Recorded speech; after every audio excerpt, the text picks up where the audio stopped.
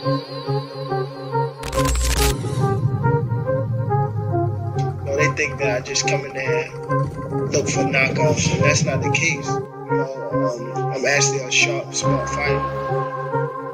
So, well, wait, I'm here. Who want to fight me? Who? I really don't care who's in front of me. I don't feel like no fighter beat me.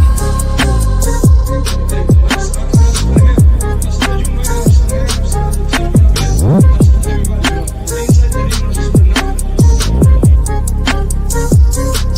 goal is to demolish everybody, to be honest. Everybody that's in my way. The pinnacle to any weight division is to have all the belts, all of the titles.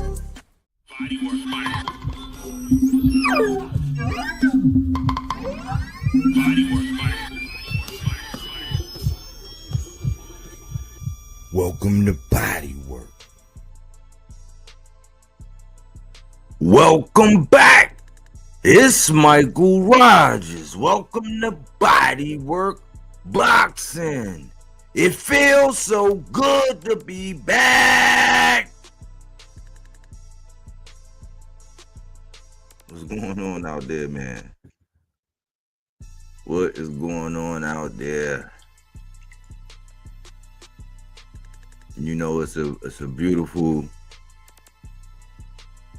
evening.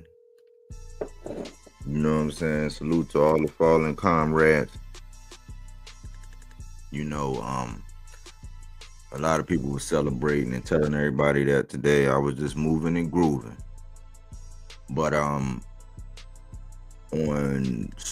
Pop's channel, the smoke session, we was over there getting it in. We had a nice little conversation, and I think it didn't fall on deaf ears. It seemed like people was listening as always, and we said, you know, we've got to seeing some tidbits of some things that came out, and we got to cook it in our little group chat. And I was like, man, y'all want to cook on that tonight? They was like, hell yeah. I got AC in the building. What's up, AC? Was good, bro. Here's the funny part, just to piggyback off of what you just said. I was looking at the shorts from when we was cooking on it, and the dude literally asked questions based on things that was said. Bingo. I was like, wow, you just asked a question to the statement I made or Pop made or whatever, and I'm just like, or Body made, and I'm like, wow, that's crazy work. Your question based off of shorts that you watched. Wow. Yeah, imagine if we just had the plug, man. We got, you know what I'm saying? We got the ingredients, you know what I'm saying? We had the plug, but we coming, you know what I'm saying? It's no surprise to me. I'm more flattered than anything now, you know what I'm saying? But yeah, for sure. Cookie Monster, say Bodywork. Mic check, 1 2 1 2, sounding awesome as usual. Like to be clear, that's what I like to hear. And I appreciate that. Mic check, Cookie Monster. I appreciate that. But with no further ado, we're going to cook today. And first, how was your weekend, man? How was everything, man? How was your day and your weekend? Man, my weekend was spent good, man. I just spent a lot of time. I don't know what it was, but it's just so much crazy stuff going on. I just wanted to watch just intelligent stuff that would just, you know, stimulate my mind, whether it's real science stuff talking about the sun and black holes and, you know, that type of stuff, theoretical physics to politics to, you know, just not the dumb politics, but things that really matter. And I was just like, you know what? Yeah, that was refreshing to get some of the gunk out and then, you know, put back in, you know, good things. It's like a good fasting, a fasting of the mind. Basically what I was, you know, what I was on.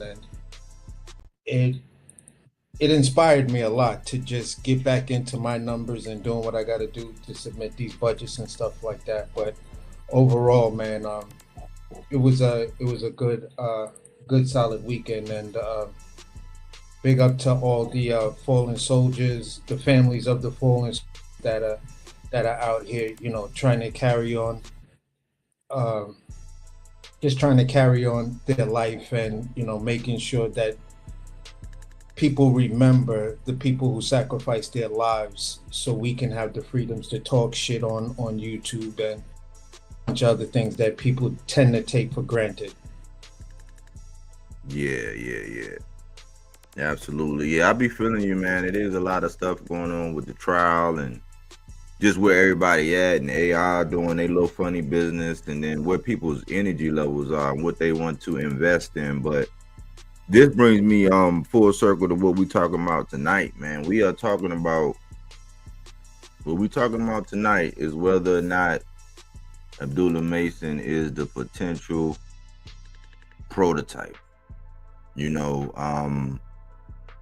I think we're all high on a young man, at first glance. And the early consensus amongst boxing heads indicates that Abdullah Mason appears to be the future of boxing. Yeah, I think that's the early consensus, man. And I broke it down in a couple things, man, that I see, and I'm just gonna blurt these out, and we can cook on these. And 'cause this ain't all my thing tonight. It's like a co-host thing, to where it's like we all up in here. Since you don't have a channel, it's your cook just as much as mine. I'm gonna put these bullets out here. And my little initial spill is this. One is his skill set, and my mentality whenever I look at boxers and how I grow to know them is I look at them inside the ring, and as I need to, I will come outside of the ring and start looking at it. But if you can't catch me inside the ring, if you can't get my attention or grab my attention, or something don't jump off the screen when I see you inside the ring, more than likely I'm not going to take the time out to figure out anything you got going on outside the ring. But the man has a skill set. He is a defensive fighter, but he is very creative with his offense. He's like, I think he has a punch variety, much like the punch variety of a Boots. How people say he's very offensive, but he's defensively sound. I think that number two, his development. He's not on the fast track, and I believe that they are developing him right. I think he's up around 22, 23 fights now. And the way that he's going about it, the way that they're matchmaking him, the test that he's going through and things like that, I think that his development is up to par. Number three, his network. They say your net worth dictates your net worth. And he checks the block on one of these, because right now it's an indictment on all these boxing dads and sons. Well, he has many sons. There's 5 of them, the Mason 5. And I think the father, everything I've heard from the father and the mindset, I was impressed with. And I think that his network, meaning that his background, the people that's in his corner, they always steer him right. You could tell that he's well versed, and he's well, I ain't gonna even say coached up. I just think that he was raised well. And I know he's a man of faith. He's very disciplined. But I think between the network that he had with his brothers, the mindset that his father has, and how they've harnessed all these things inside this young man, I think that he already has a rich net worth because of the relationships he have. And a lot of that being his family. I know he's a Jay Prince fighter, but he also on Top Rank. But I think they're looking at him, and his trajectory is to take off and to stay rising. And he's already a burgeoning superstar, which leads me to the next one, number 4, his mentality. His mentality is much like I said from everything I've read and into the things that I've seen and how he speaks. His mentality, he got his own moniker, he got his own shirt, so he's doing his own promotional appetite for smoke. And I noticed that in the interviews, I could tell his IQ, because that's part of his skill set. I think his boxing IQ is very high. He said that his favorite fighter is he look at Ray Robinson and things like that because that's what his father, his network, put him on to early.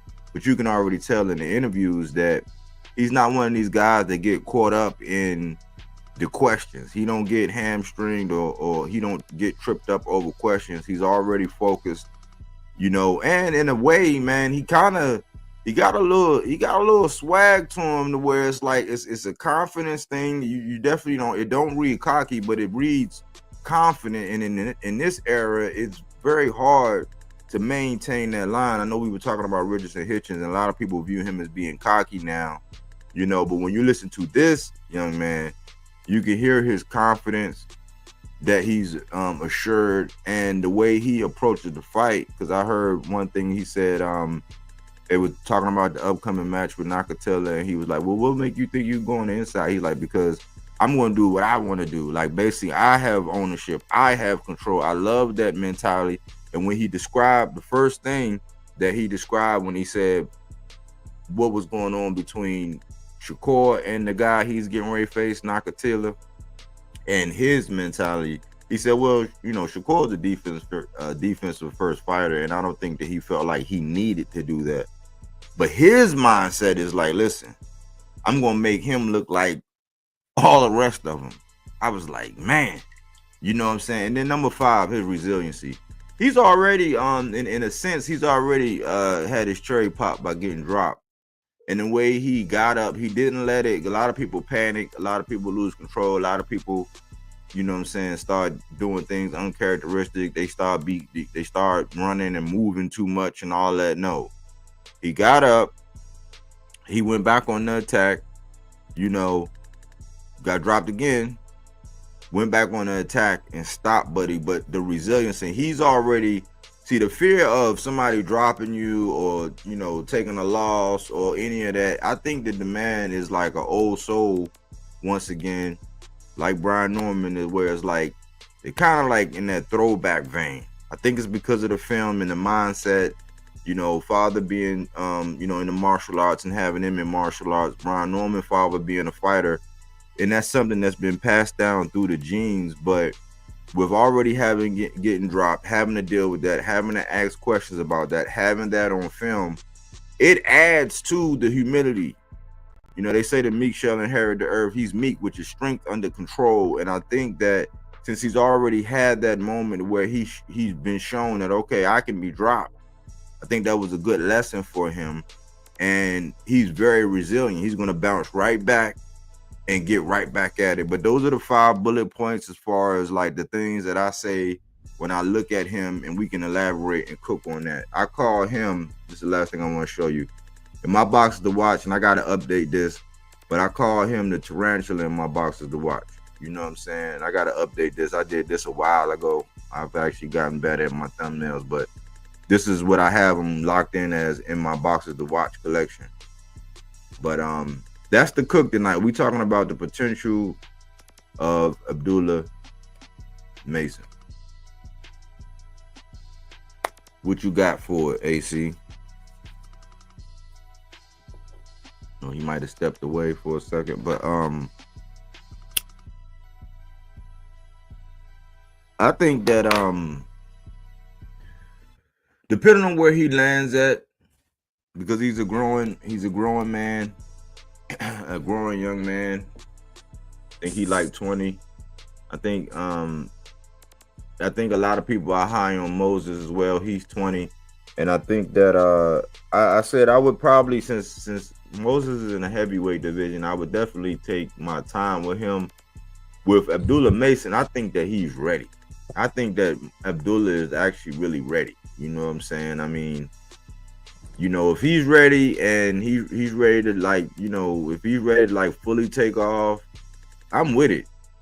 He's not in the heavyweight division. He's at the lightweight division, and he's probably looking to go to junior lightweight here soon because his body, but I can also add that the young man, there's no question about man strength with him. You know what I'm saying? I think that's something that we use when we kind of want to protect or assuage the conscience of some of the fans when it comes to the man strength. But if you got speed, power, and accuracy, and you have great technique, you can drop somebody. You don't got Sandor Martin improved that now. So I mean, Sandor Martin dropping even Zorilla and what he was able to do with Regis. Like it can be shown that you don't have to have all the power in the world. If you have speed, power, accuracy, and you have the technique as a puncher, you can drop somebody. It's not a matter of having like man strength, I don't think. But it's no question about Abdullah and the power. He does possess power. But yeah, you had dropped out. I had handed it over to you, but I think you stepped away. My internet, because I went into a different room. But basically, this is what I was gonna say, bro. I wanted to add on to two more of the points you made. The first point, the first thing is where you said in development. You know what I'm saying? We talked about you talked about the adversity part of it. Yes, when people want to criticize that knockdown, you know what I'm saying? It tells me that you haven't watched a lot of Abdullah Mason's fights. You just probably saw one or two before that fight, and then you made your judgment off of recency bias. Because what I try to tell people when they try to bring up that, and I say, look, his development is different because he took on a good puncher that has, you know, one punch knockout power in that division. He may not be the most technical guy, but he's the guy that if you're looking to work on something significant and you want that threat element in there, then I think they found the right guy, and that was the perfect matchup because Abdullah Mason made a mistake. And the mistake was the same mistake that I always tell people. The same mistake is what got Fundora dropped. You want to throw the uppercut and you're a tall, lanky fighter or with a long reach, you have to time the person and lure them in so you can take that quarter step back, and as they're leaning in, you're like, yeah, you've already fell for it. So the quarter step back gives you that room so those long arms can actually pull off the uppercut. Oh boy, stepped in. Abdullah never stepped back. And as he was throwing his overhand that looked like it was gonna come wide, and Abdullah had his hand right there, he turned it over. So when he turned it over, it came in flush. Same type of punch that kept on disrupting Anthony Joshua that I think Povetkin is a master at. You feel what I'm saying? Because you think it's gonna come over the top and be a hook, and then they turn it over at the last minute, and boom, it's right there busting you in the mouth or the nose. So when I saw that and he got dropped from it twice, he went back to his corner, and his pop said, the first thing he said was, lesson learned, right? He said, you know what you're doing wrong, right? He was like, yeah. Next fight, the kid goes out, attempts the same punch, lures the guy in, drops him, and then gets the stoppage. So I'm like, look at the guy's development, man. You see him working on things in the ring, you know. And the other part of it is when you was talking about his network. When you talk about his network and things like that, and a person rising to the occasion and saying they're ready, you look at the way Brian Norman Jr. is talking now. That maturity, that calmness, that thing that says, yeah, I can believe in you right now. You know what I'm saying? In Abdullah Mason's last video that sparked this live and everything, the way he was talking, it wasn't like, you know, I'm this and maybe and a bunch of, it was all definitive. And I was just like, yeah, that's how the young prospect talks. And it's crazy because people understand that Abdullah Mason is still kind of in a prospect / contender transition, but he's in the conversation with actual champions. Yes. I'm like, that's what y'all forgetting, bro. Stop it. Because you talking about him and what led this conversation, because we're talking about Abdullah Mason versus Keyshawn, Abdullah Mason versus any one of the champions, and if one of these guys should move up, who's going to be that next guy? And we all talking Abdullah Mason. So it's like, bro, we talking about a prospect in the same sentences as champions. Something special about that kid. That's all I'm asking, is just respect that.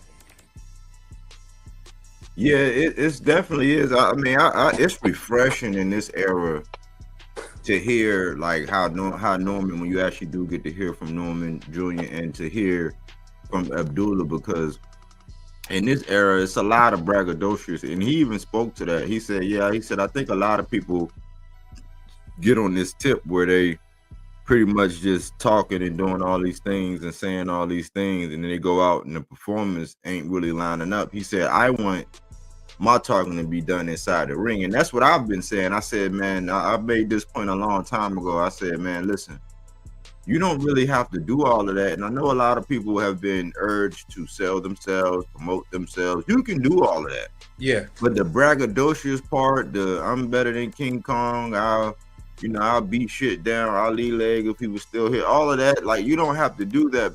And my point was, I said, well, it's kind of crazy how some fighters don't have to do that, but their name is still in the conversation. I said, if you do what you need to do when you handle all the business inside the ring, your name, people are going to be speaking about you. Your goal is to dominate your opponent and attempt to either get on Sports Center or add them to a part of your highlight reel, because the first thing people do is when they find out about you and somebody say, hey man, you ever heard about this guy, or check this kid out, they'll try to look up a recent fight you had so they could see that, so they could join in the conversation and have something to say the next time it comes up. And then they go look for clips or shorts, because a lot of people don't have patience. I do. I'll go look at a whole fight, but they'll go back and look at your highlight reel.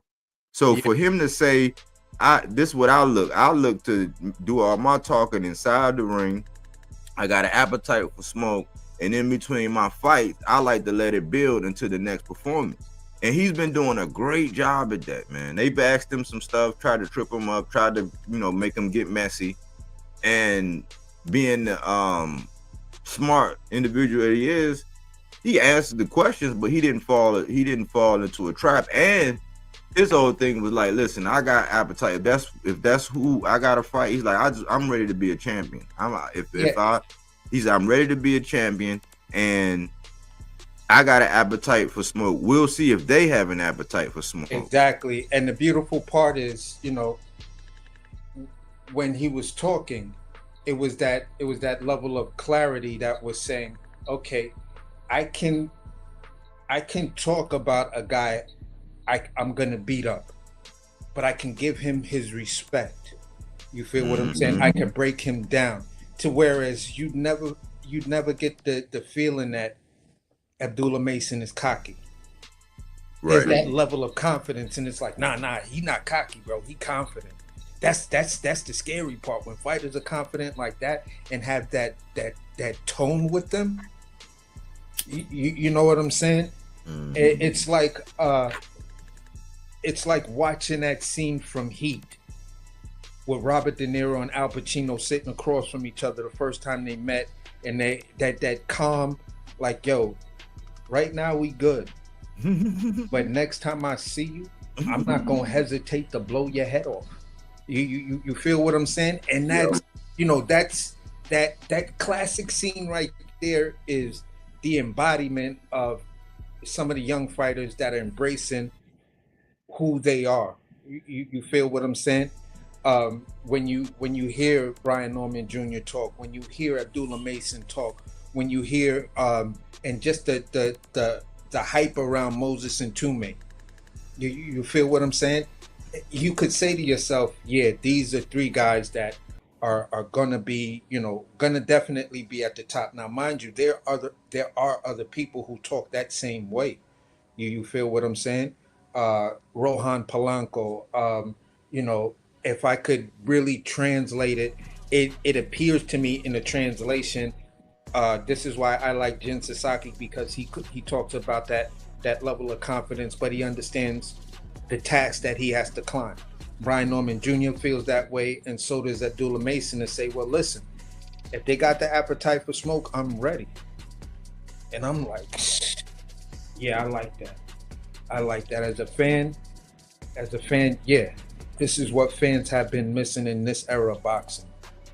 You know, that type of talk. And sometimes we may overlook it because we're sketchy about a certain fighter, but overall, to embrace a fighter that's coming up and then having that whole aura around them, it's like, yeah, don't worry about being a star, bro, because you're already a star.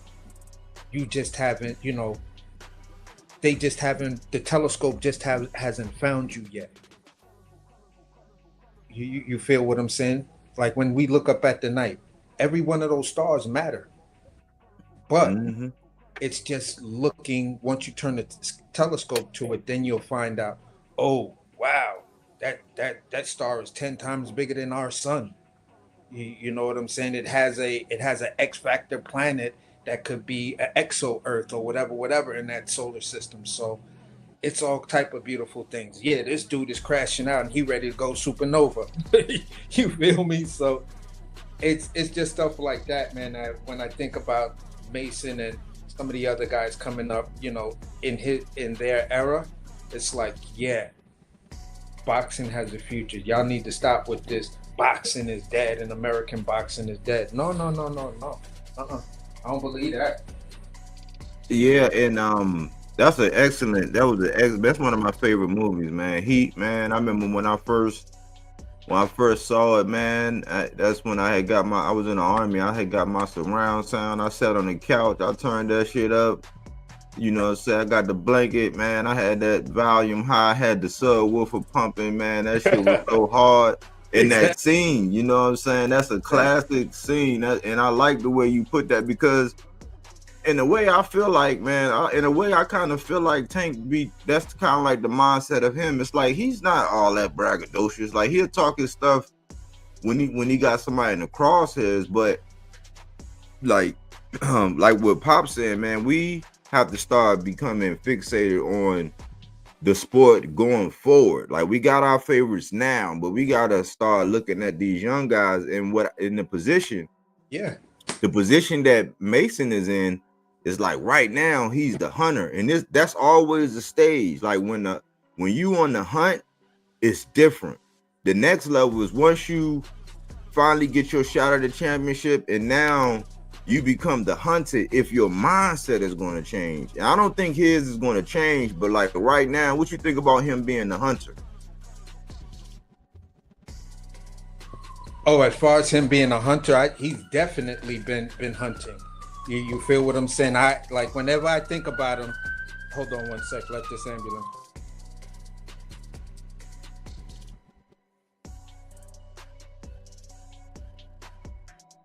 When I think about him and the hunt, I always think of, you know, the song that plays in my mind, like his theme music would be "Hunting Season" by Jada Kiss. Jada Kiss and old boy from down where you are. You feel what I'm saying? I don't know if he's from the South or whatever, but you know the song I'm talking about, right? Mm-hmm.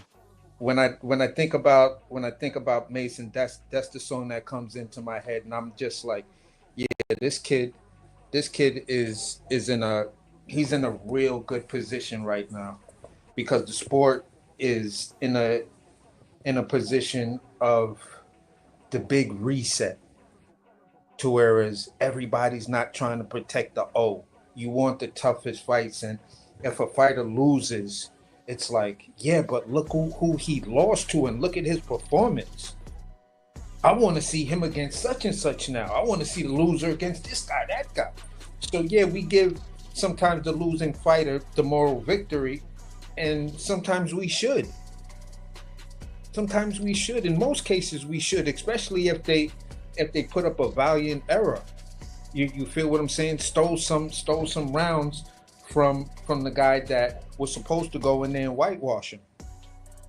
Yeah, like Cardenas, like Boychuk, Yeah, Boychuk against Virgil, like Cardenas against Inouye. yeah, When you make a good account of yourself, you know it's nothing to be ashamed of. And I'm glad that we're kind of. At first, I was kind of skeptical because I mean it's still out there. Like a lot of the guys, and just like when I say when Abdullah makes his transition from being a hunter to being a hunted, once he grab a title, I don't think that he's going to carry himself like some of these guys once they get a belt to where they try to pick the weakest guy or try to do as many title defenses against like no disrespect has-beens or faded glory people. A couple yeah, of them, yeah, like in between some big fights, yeah, but we talking about the guys that are really we want to see, even if it's a little faded glory, you still want to see somebody like, well, look, if you go in there thinking this dude playing with you, make a defense like that, I don't really get the feeling we're gonna have that problem when it comes to Mason. yeah, I think he really wants. I think as much as people talk about being competitive, that's like a talking point. Man, I'm competitive. I don't like nobody likes losing. Like if you played anything, I can't stand losing. You know what I'm saying? I want to win in everything. yeah. You know, for sure. but we get a lot of people that be talking about how competitive they are. I think he wants to measure up to the best and show and prove that he's the best. Unless some radical, unless it's some radical change, I don't got him moving like that. Yeah, definitely. Like the way he's moving right now is you're giving us the sense that, he told us, yeah, I'm ready for one of those belts. And if that Keyshawn fight should come up, I'm ready. I'm hype. I'm going into the gym. I'm going to the gym to work out even harder because now I know I'm ranked number 2. And if Keyshawn don't go up soon, then, I want my shot. And I'm like, I tried to told y'all. Y'all saying whatever, telling me, nah, he needed this and he needed that, and he's about. No, he's not. If you're looking at the way this kid is coming up, and you look at the top-ranked diet Keyshawn been on, he ready for him right now. Keyshawn just got he's got the energy behind him. Do you feel what I'm saying? And everybody's like big on, what he's been doing and everything and how he's been doing it and how he's moving. Yeah, that's all energy, but it doesn't mean he's fighting the toughest competition in his way up. Right. Hey, Keyshawn, it's an age gap there. You know what I'm saying? Like this guy, yeah, for where he's at, for where Abdullah is at, I pointed this out the other day. He's actually he's only fought 2 guys whose record was upside down when I seen it. Like, and when you go back and look, because a lot of people be having they be having these records to where they fighting people that's like 1-13 and all of this. Like Abdullah Mason, he went pro in 2021. Oh, he got 18 fights. I thought it was 22. I don't know who I was mixing up with, but he got 18. That was Shakur. Shakur has 22, 23 fights, something like that. Okay, but he got an 88% knockout ratio. He's been 54 rounds and 18 fights. They say 5'9", 74-inch reach, but when I look back, I had to double check it again. When I look back, he only fought when you look at the initial fights, he fought a dude that was 1-0 to start. He fought a dude that was 1-2 the second fight. He fought a dude that was 1-3 the third fight. After that, he fought a dude that was 5-0. He fought a dude that was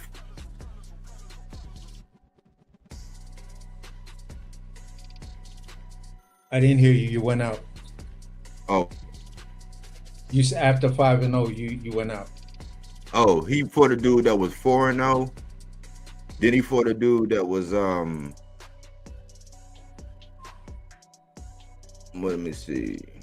I don't know why stream y'all keep messing with me, man. 4-0,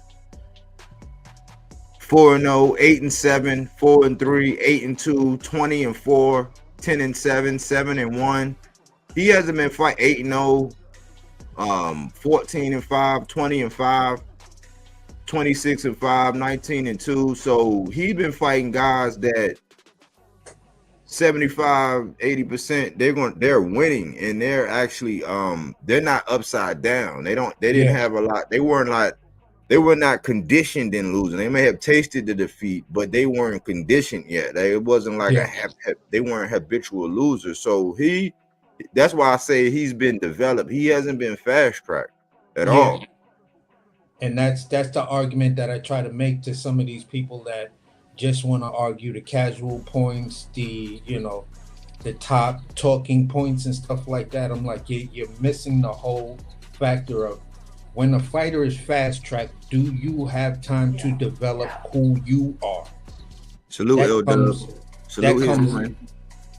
that comes a lot later in your career when you start to define who you are.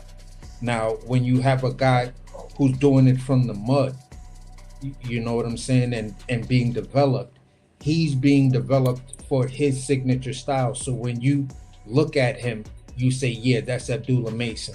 And when you look at fighters that'll come, after him, they'll be like, yeah, one of the guys I looked up to and watched when I was coming up was Abdullah Mason. And it's like, yeah, we see certain things that you do that are kind of like him, yeah, because he was that guy. Salute, Latch. Salute. Yeah, salute, Latch. You feel what I'm saying? So these are the things that I try when I'm debating the points on other channels and stuff like that and other content creators. These are the points that I'm riding on, and I'm like, I hear what you're saying. And if you want to just define his whole career by 2 knockdowns, that's unfortunate for you. You feel what I'm saying? You're gonna find yourself constantly looking to bet against the guy and figuring out why can't nobody beat him. And just like when you were saying, when you had made a point one time, and you were saying, man, when your fighter loses, that's what you see with it. I kind of like the adversity early on. Yeah.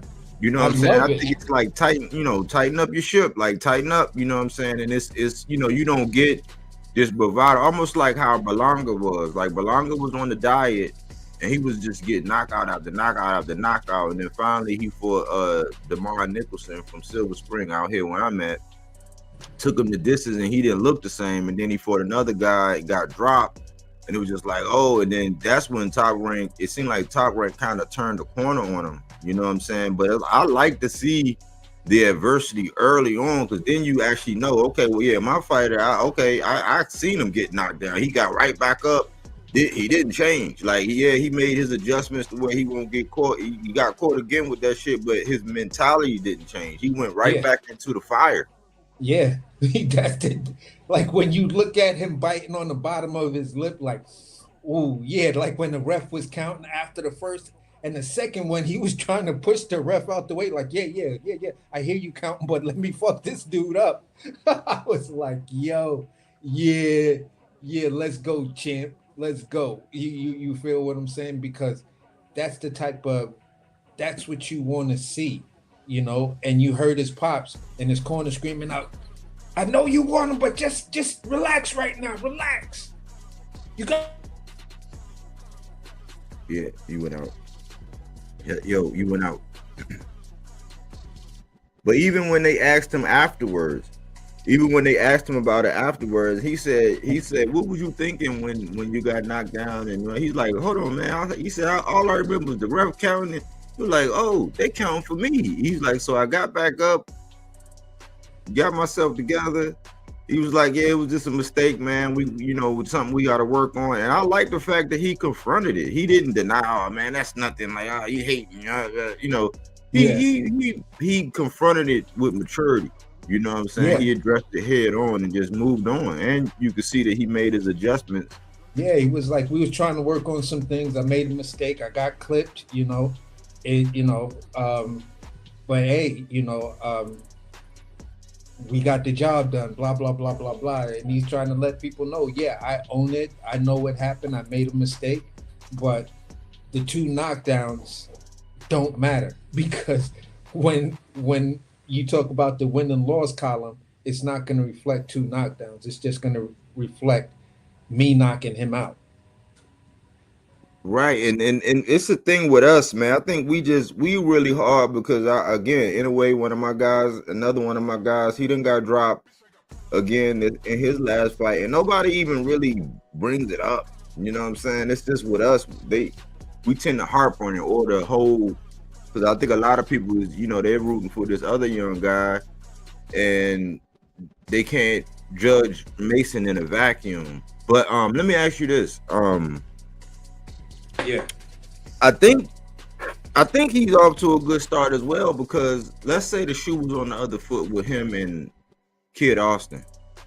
Whereas this wasn't no Eddie Hearn stuff. This wasn't the Eddie Hearn play where, you sent out a felonious offer knowing that, you had a fight, a mandatory that your fighter was going to defend. This wasn't that. This was a legit offer for $1 million to get it on. And for Kid Austin to turn it down, that spoke volumes to me. What about you? Man, that told me everything I need to know, bro. That told me everything I need to know. Kid Austin, you $1 million to fight Abdullah Mason. That right there tells me who you are as a boxer. You are scared of the numbers after zero. You're terrified of that.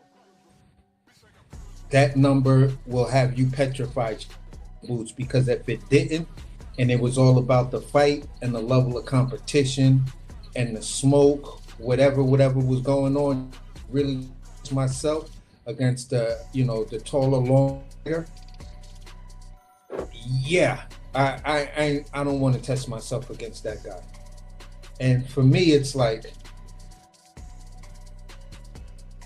how do I start to become a fan of yours? How do I look at you and say, yeah, he the goods?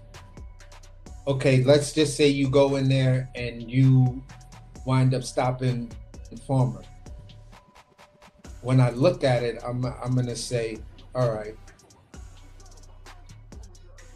Tevin Farmer 7 years ago. Yeah, you feel what I'm saying? Right now, you and Abdullah Mason are young. It's not gonna matter if the O is taken, because y'all can rematch sometime later on. Because your type tells me you'll be at 140 as within the next couple of years as well. You feel what I'm saying? I think it was you that said he run around looking like he in the Creed movie. You feel what I'm saying? So at the end of the day, it's like, yeah, you're afraid of your O and you're afraid of a rematch. I mean, you're afraid of the number one and you're afraid of the rematch. So I can't put too much more stock in you, bro. I tried to just, rock with the talking point of, yeah, he could be, the upset guy, the new beat you up dude in Sean Porter, but Sean Porter wasn't afraid to fight nobody. Yeah, so I'm not even gonna put you and Sean Porter's name in the same sentence. Yeah, I gotta stop. I can't do that. I can't do that anymore. I was thinking style wise, but I'm like, man, I can't even do it. That's disrespectful to Sean Porter. But Lash Puma said it all started with the fight against Shakur. That showed me that Kid Austin is fake. Now let me address this real quick. You right, Lash Puma. Let me point this out to y'all. Both of these gentlemen are 18-0, right? Except for Schofield has 12 KOs, Abdullah Mason has 16, right? Floyd Schofield started, he went pro in 2020. Abdullah Mason went pro in 2021. Abdullah Mason is 20, Schofield is 22. Schofield pulled out of due to injury. Schofield pulled out of a fight with H2O, the one who got knocked out by Lucas Body. He was outboxing Lucas Body, and Lucas Body caught him with that double hook and put him to sleep. And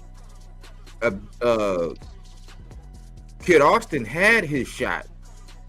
They were able to, and see, this is what I be talking about as far as people being moved, and then people who are developed, but then not maneuvered. Like Schofield, I'm starting to think that the man was kind of being maneuvered. Mason is not being maneuvered. Mason was being developed against Styles because right when Rolly went the distance with this last dude, right after that he fights Abdullah Mason, and Abdullah Mason dispatched him early. And we talking about a guy in Rolly who outboxed Ryan and dropped him. But this guy went the distance with him. Abdullah Mason stopped him immediately at the next fight, stopped him. So it shed light on Kid Austin and why this is a pure duck. And I don't think that it gets the attention that they need, you know, as far as the activity of Schofield, because they're choosing to fight Tevin Farmer, who just fought Morataya, just did 22 rounds with Williams Zepeda, and now you're getting your bite at that apple. That tells me your confidence, whatever. So put it like this: Floyd has been pro a year longer. His resume is not as good as Abdullah Mason, and Abdullah Mason looked like a killer because he sent you an offer and you turned it down. Y'all in the same age bracket.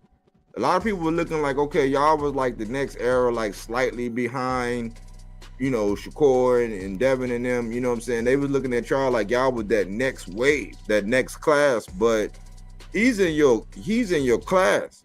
He's not out here like basically, you know, no disrespect. He's not out here dinosaur hunting.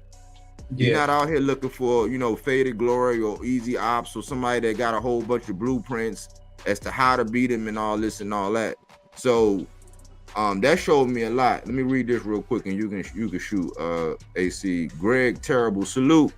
Mason can change his power punches mid-flight and might KO opponents. Will Top Rank develop a pay-per-view superstar? Yes, he's already there. He's already, I've been saying he must see TV.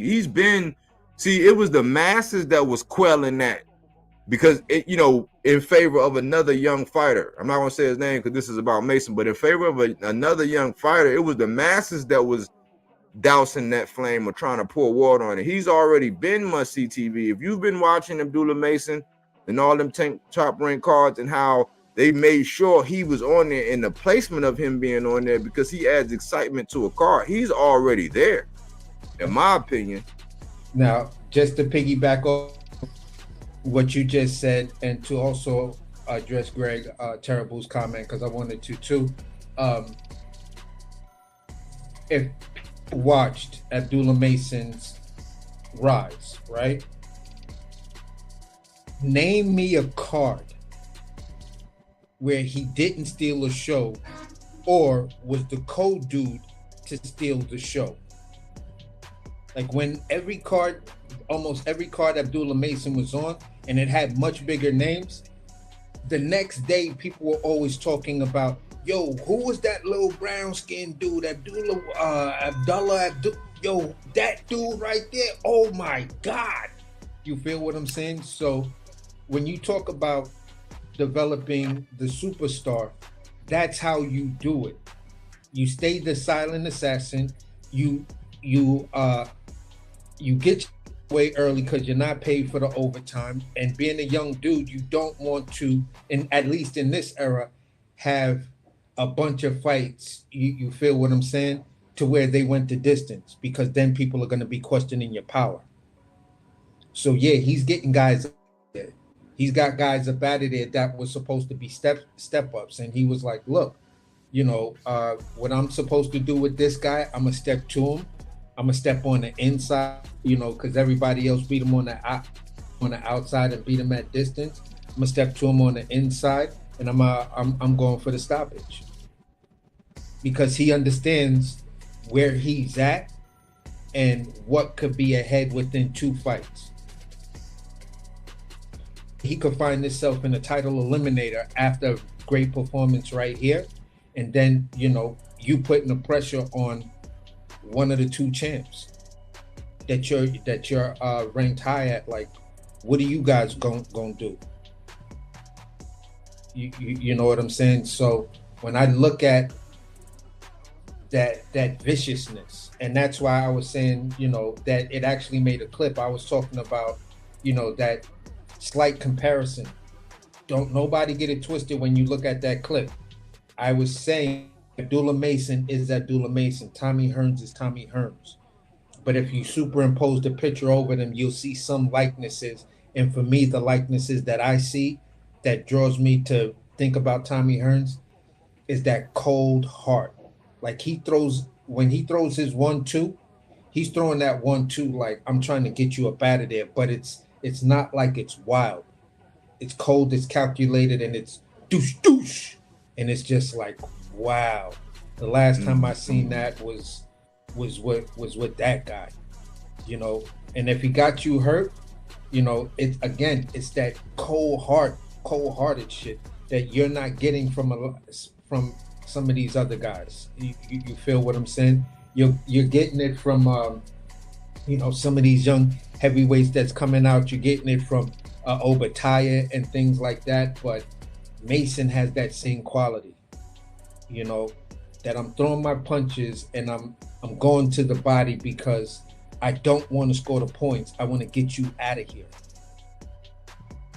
Yeah, he in the boxes to watch because of body work. But Lash Puma Skill said Mason also showed heart and skill the way he came back when he was dropped twice. That's what fans need to talk about.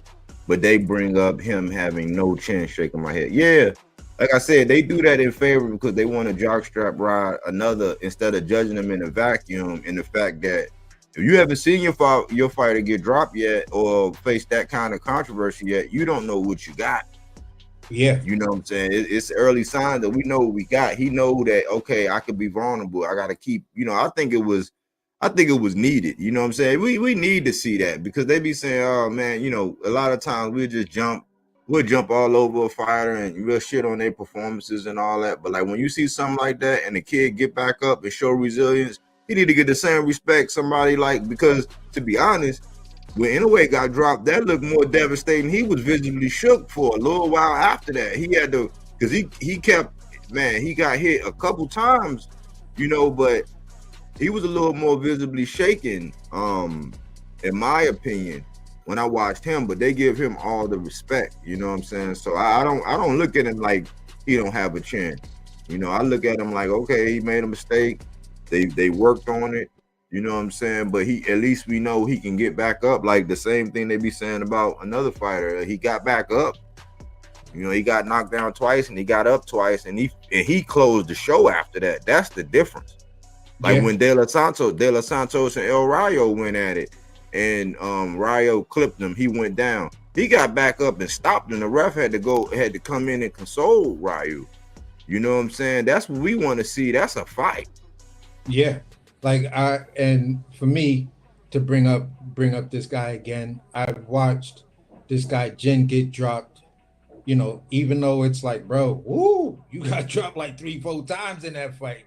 And he got up and got the stoppage of the dude. So it's like, I'm not worried about him not going out there and wanting to do what he feels to do to win the fight, because he's already lost and he's already been on the mat. You feel what I'm saying? And it wasn't a decision loss. He was TKO, and he owned that TKO, and that's the same I'm talking about in the Jin Sasaki. But moving forward, when we talk about adversity of a young fighter, me, Body, and it seems as Latch all agree. But Crawford got his adversity kind of young in his career when he went up against, Mean Machine, and he got cracked and wobbled by Gamboa. And Spence went through it. He was wobbled by a couple of fighters and things like that. So we like, yeah, my boy can take a chin. He wobbled and get the stinky leg, but he coming back to get the stoppage. You feel what I'm saying? So if we give that to the big name fighters and give them that leeway, why is it that you're harping on this guy not being he is because he was dropped twice? Oh, he's garbage. He was dropped twice. He ain't ready for nobody. Chinny, he that. And I'm like, what? What are you talking about? what casual put that thought in your head and you said that that makes the most sense in the world? Ray Leonard was dropped. Ali was dropped mad times in his career. You feel what I'm saying? So it's like, bro, getting dropped is part of boxing. It's not the hardest punch, it's the punch that you don't see. At least that's what the words say. That's the general consensus. It's the punch you don't see that does the most damage. So if you don't see the punch and you get dropped, then you go down. It is what it is. I didn't hear people saying Andy Ruiz was trash because AJ dropped him. You know, Yeah, so I think this is part of the era we in, man, because it's a lot of fighters that are like risk averse. And see, to me, that's what separates people that actually get a knockout, because it's like, yeah, like if somebody got your number and they keep dropping you, you know what I'm saying? It's like, okay, well, you can't make the proper adjustment and you're gonna get yourself in trouble. So you're gonna have to find a way to level up and outbox the guy. Or if you get a hurt hand, you're gonna have to outbox him. But what I took away from it, it didn't make him risk averse.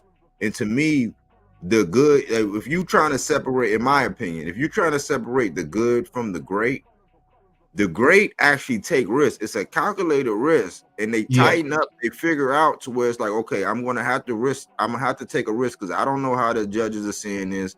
If this goes, if this goes the distance, I don't know. But they take risks. Like that's what I'm not. That's why I say. I mean, it might come out wrong now because I say, man, I don't like safety first fighters no more, man. I don't like them. I understand when they. When they are a little cautious and all that, when they start off slow and they figure you out and then they start, pouring it on, I'll prefer that. Like in the beginning, you know what I'm saying? Let a front runner be a front runner, figure out this, do that, and then implement or change your game plan and make the adjustments. But the greats, they take risks. Yeah. You know what I'm saying? And Abdullah Mason didn't put his hands in his pockets. He didn't use his feet more than he needed to. He said, nope. Okay, you ain't gonna get me with that. Okay, you got me with that. Okay, now watch this. Boom, ping, pow, kung pao chicken. It's over. Yeah, exactly. And that's the part. It's like, guys, just stop going with the easy narratives. Put yourself in a position where it's your honest opinion. And if it disagrees with your favorite content creator, that's what you're there for. If your content creator only wants people around them that agree with them, then you shouldn't be watching that guy or girl or whoever it is. You know what I'm saying? So a good content creator wants to push back, because the pushback will sometimes, if it's done intelligently, will give you something that you've never thought about. Right. You know what I'm saying? In the fact of saying, okay, a lot of people want to judge on that one performance, but the pushback to it is either that was your first fight that you saw of him, or it's less than three or less. Because if you saw more fights than that, then you would say, oh, that was amazing. Young man went through that adversity where other fighters, you feel what I'm saying? I'm going to tell you one of my favorites. If Devin Haney got cracked like that, what do you guys think the fight was like with Devin Haney? Would it have been worse than watching the Ramirez fight? Yeah. And if you can honestly answer those questions and put your favorite fighter in that position where they got cracked like that, and say, do they come back and then stop the guy, or does it go 12 rounds? And that's what I think a lot of fans are just not doing, because they don't want to come to that realization that this young man is a threat to their favorite fighters at 35. I'm a huge fan of Keyshawn, but I still think Abdullah Mason beats him. You feel what I'm saying? I'm a fan. I'm a fan of Tank, but I know Tank will stop Abdullah Mason. The way Tank is looking these days with his mind right and everything, That's just the way I feel. You're not ready for that guy, but I think you could beat this guy. And that's just me being an honest fan of the guy and understanding where you are, what looks you've had so far, and the level of competition your opponent has. So looking at it like that, I can be honest and say, yeah, I think Abdullah Mason beats a lot of guys, but there's just at that weight class, I don't think he beats this guy. And then you'll have the other guys, well, dude, this guy ain't did nothing. He don't want to fight nobody. He ain't never want to do this and that. I'm like, okay, I don't know how you become a 3-division champion if that's what it is, but hey, listen, no, that's not a real belt. You can't say, listen, all right, listen, if it wasn't a real belt, they wouldn't have did it. So let's just stop all of that. You know what I'm moving the goal. Like you're a professional goalpost. How much does that job pay annually? Because I'm stay at home job, just moving the goalposts. But at the end of the day, man,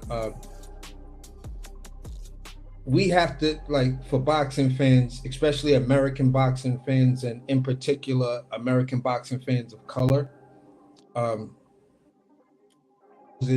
has a bad performance. You know what I'm saying? Give them the opportunity to say, "You doing your next fight." Some performances, you just got to get on them. Like, bro, what the fuck was that? Like, man, no, expected that of you.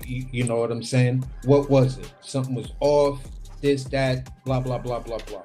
And then you got to be able, as that fan that can hold your conviction, be able to ride out the talking points that everybody's going to say. You're going to look at thumbnails, and these thumbnails are going to say, your guy was exposed. Is he what he think he is? And it's like, he didn't lose the fight. You know what I'm saying? Oh, Tank is done. Tank is this. He took a knee. That's all you guys can talk about. He took a knee. So Tank's entire career is based on him taking a knee. We know what that is. Hey, Pop. What's What's good? up, Pop, man? Salute, What's good, bro. Pop? What's good? We just chopping it up, we chopping man. it up. What y'all talking about Abdullah? Yeah. All day, and just making the comparisons of how some of the double standards are, you know, when it comes down to American fans and American fans of color, how we're extra critical sometimes where it's not necessary. Give the guy the chance to come back. Nah, he got an aura about him that make him different. He got an aura about him that make him different. So Yeah. he ain't even got to say much. He got that aura that make him. Everybody else gonna speak on it. That's how I feel. Mhm. Yeah. Like, I mean, he does it talking with his hands. Yeah. And that's, you know, that's the part where when you look at it, Pop, just your opinion, because Latch brought it up, everybody constantly brings it up. The 2 knockdowns. How do you rate that performance? Do you think he needs more work? Do you think it was amazing? Do you like the adversity? Deep performance. Do you like the resilience? Just break all of that down for us. You went out, Pop.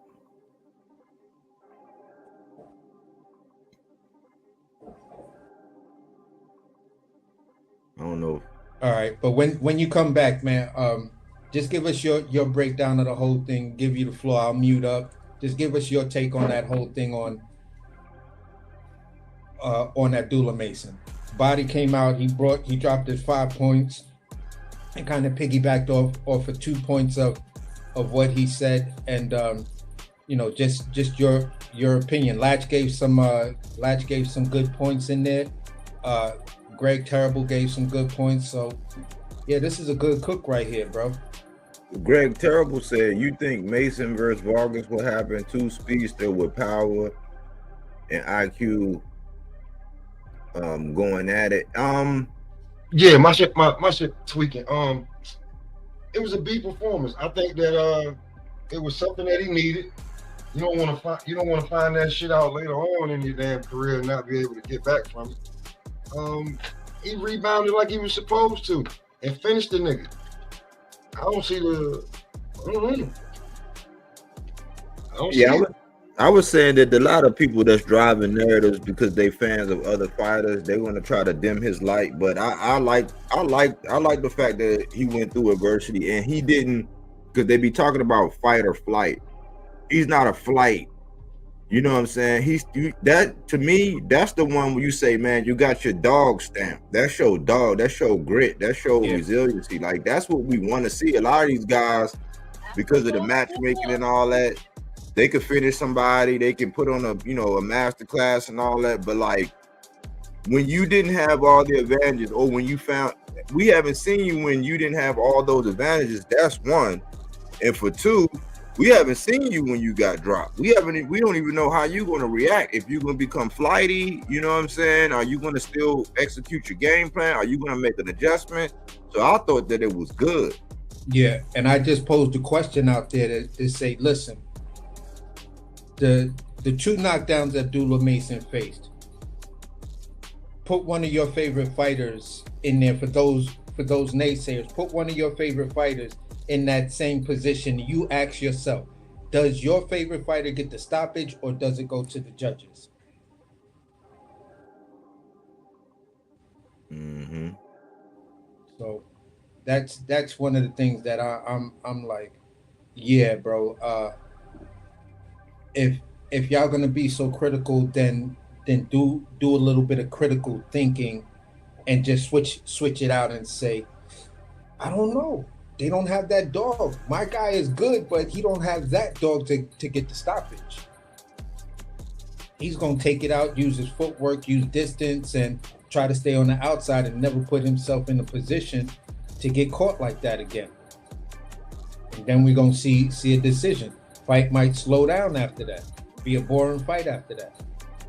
So, and let me answer Greg Terrible. You think Mason versus Vargas will happen? Two speedsters with power and IQ going at it. I actually like Emiliano. If you're referring to Emiliano, I actually like him, but I think that if we're going to get one of those guys that take on that, what have you done and who have you, and kind of parade around with a belt, I think it's going to be more like the Vargas, because he kind of already started it.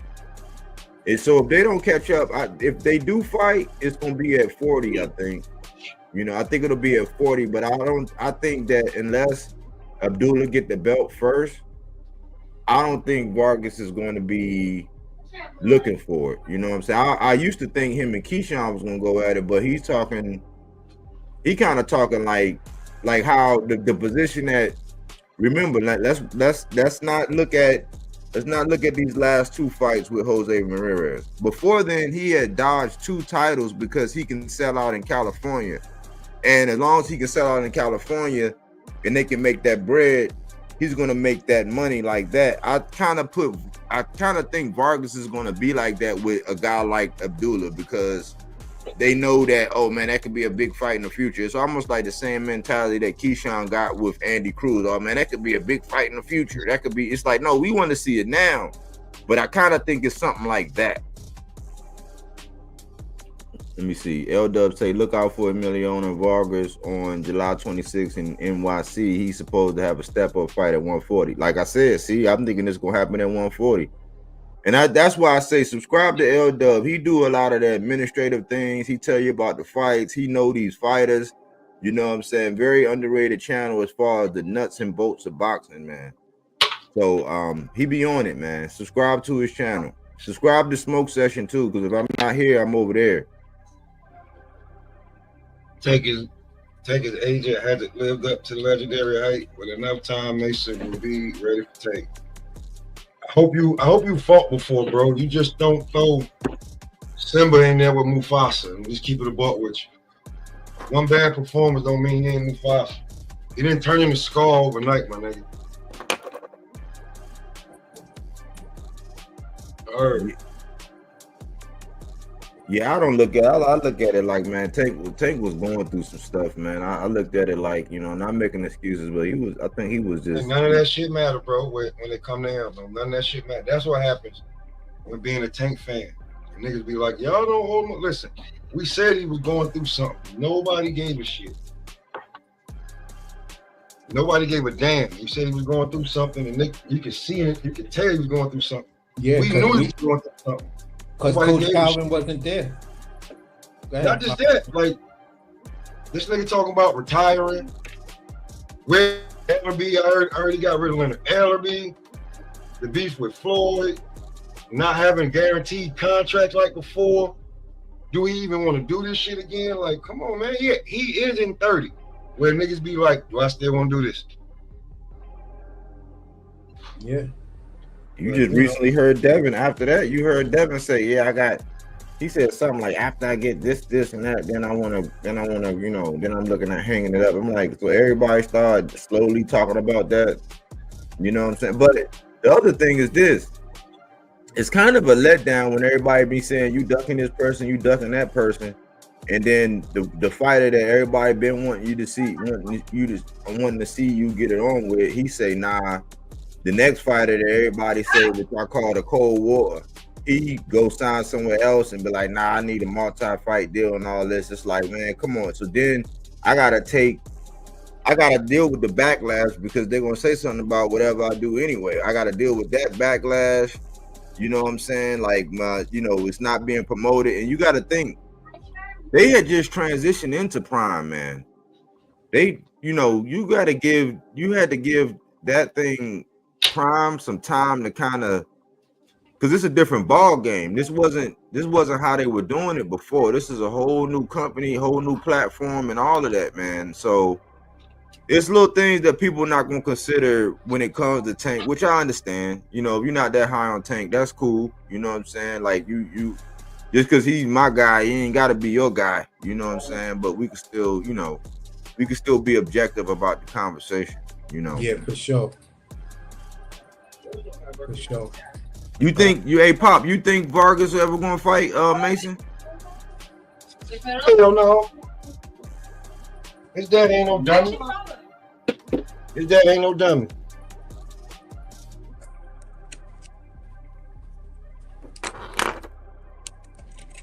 His father ain't no dummy, man. His dad, he keeping him right on that top rank diet.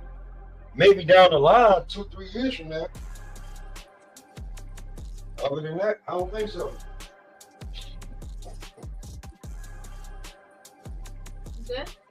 El General, he 14-0 with 12 knockouts. He 21, so he a year. He in between Schofield and Mason. He 5'9", same height as Mason, 2 inch shorter reach. He right behind Mason as far as the knockout percentage. But he built a nice little fan base. I mean, he haven't fought many guys that was upside down either. He only fought 2 guys whose record was upside down, and it wasn't that much. It was like 2-3-2 and 3-5-1. So, at first glance, it's like, they kind of developing him, and they might not be, household names, these guys, but they might be on the collision path. I don't think anytime soon. Plus, you just heard L-Dub say he getting ready to fight and step up at 140. So he's staying active, man. How many rounds he got? Let me see. 40 rounds. See, Mason got more rounds than him too. He only got 40 rounds. Yeah, so that fight right there could kind of, even though we think it's gonna be a good fight, it could be one of those fights that just wind up being so lopsided. It was like, yeah, we got hyped for a fight where the other guy couldn't even compete. So maybe Vargas might have the advantage of being to 140 when Abdullah Mason moves up there, but a 140-pound Abdullah Mason seems even more scary than a 135-pound Abdullah Mason. That's a fact. Yeah, man, his punch resistance is gonna be big better. He gonna feel more energetic. He not gonna feel lethargic. Like he could barely even bust a sweat this last time. But I think the clock, he on that boots clock. We've been talking about it, so I think it's a matter of time. And I'm like, man, it's gonna be scary when he gotta actually use his jab and he gotta work his way on the inside and like really see more of his skills. Because right now, he's seeing that flaw and he going right to it. You know what I'm saying? Once he figure it out, he not in there pussyfooting around. So that's another reason why I don't know, man. Like I don't know if him and Tank would ever fight. I don't know, man. I don't think so. I mean, I think for them, I think they're two different. It's almost like how Boots was in a different bracket than Earl Spence and Bud and Danny, and because if you look at a lot of them guys, I think it's a different bracket. But you know what I'm saying? Who knows, man? If he's that guy at 40 and that's the mega fight and something develop, it's not outside the realm of possibility. I don't know if he get it. I don't know if they're gonna do that. I don't know. You know what I'm saying? Yeah, and that's the thing for me, because at the end of the day, we all know that like it was just said, we all know that Mason is on that Ennis clock. So I have I would like to see the fights, but even the fight with him and Keyshawn, it's just like I don't know if any of these really big fights are going to happen. That's why I asked the question the last time we was together and chopping it up about Mason. Mason get the opportunity to get a belt at 30. Like, when does Mason get his opportunity to get his belt? Does it come at 40? Does it come at 35? Or even does it come at 47? Maybe 40. They don't. I don't know. Hey, Pop, did you see that recent interview? I ain't even get to watch it. Oh, he said, look, because Zattel kept trying to stir the pot.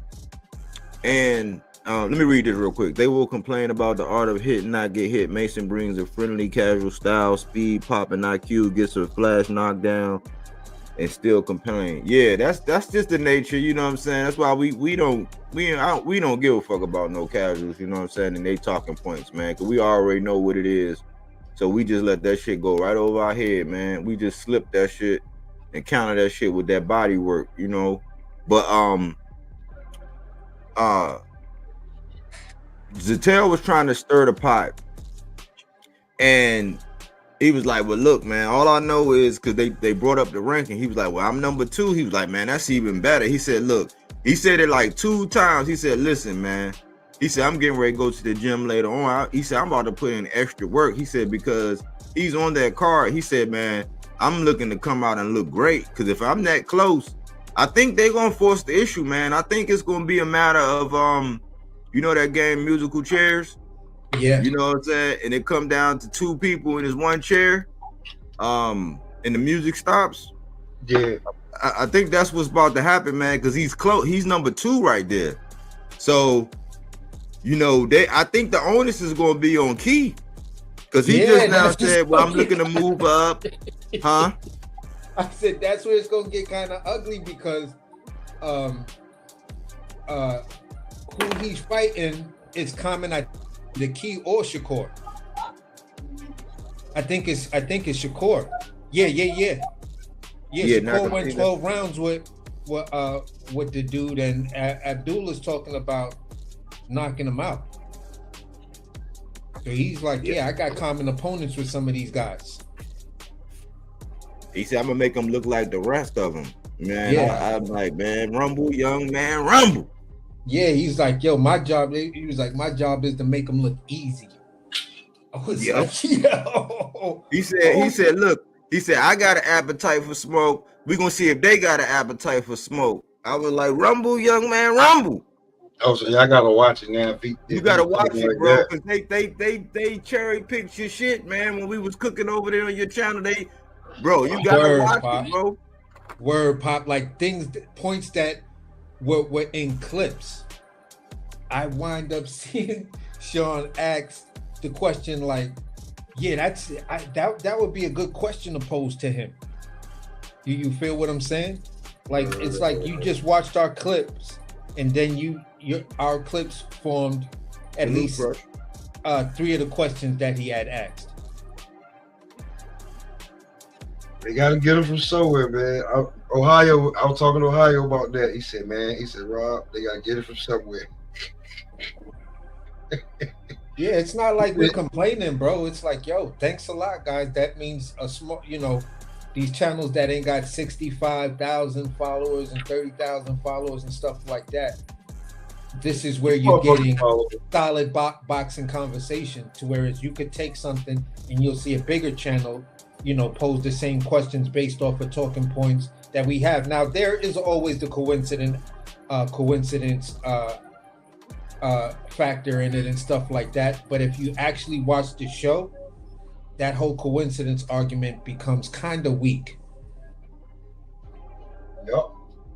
But you gotta look at it like shit. The shit we want to know in his mindset, they doing the work for us. That's how I had to trick myself. It's like, okay, well, y'all gonna do the work for us. Y'all actually gonna be the insider and ask. But I recommend everybody go over there and look at that. It was 2 short interviews that Sean Zattel did with Abdullah Mason. Go check them out and listen to the young man, because he sounds, in my opinion, he sounded confident but not cocky.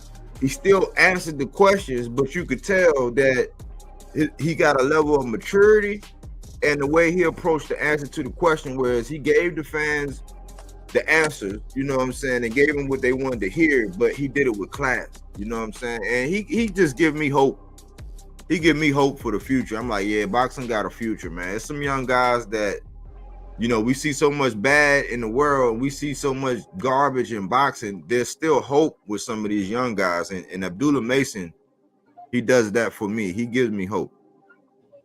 I'm gonna tell you what's scary about him is he looks like a good kid that just do his homework and shit like that. And then when you see him fight, his eyes get big, you be like, yo, this nigga on a different level. So that's what I like about him, because I'll be like, he be right in the fire with the thick of it. That goes to the shit that I sent y'all about even the I don't know if that was AI or not, but the ref was like, hey man, that running room shit, man, y'all gotta engage, fight, not go over there and keep running around the ring. Fight, motherfucker. You gotta fight at a certain point. You gotta fight. You can use the ring, but you gotta fight. Yeah, call it a fight. It's a boxing match, but we call it a fight. You gotta fight.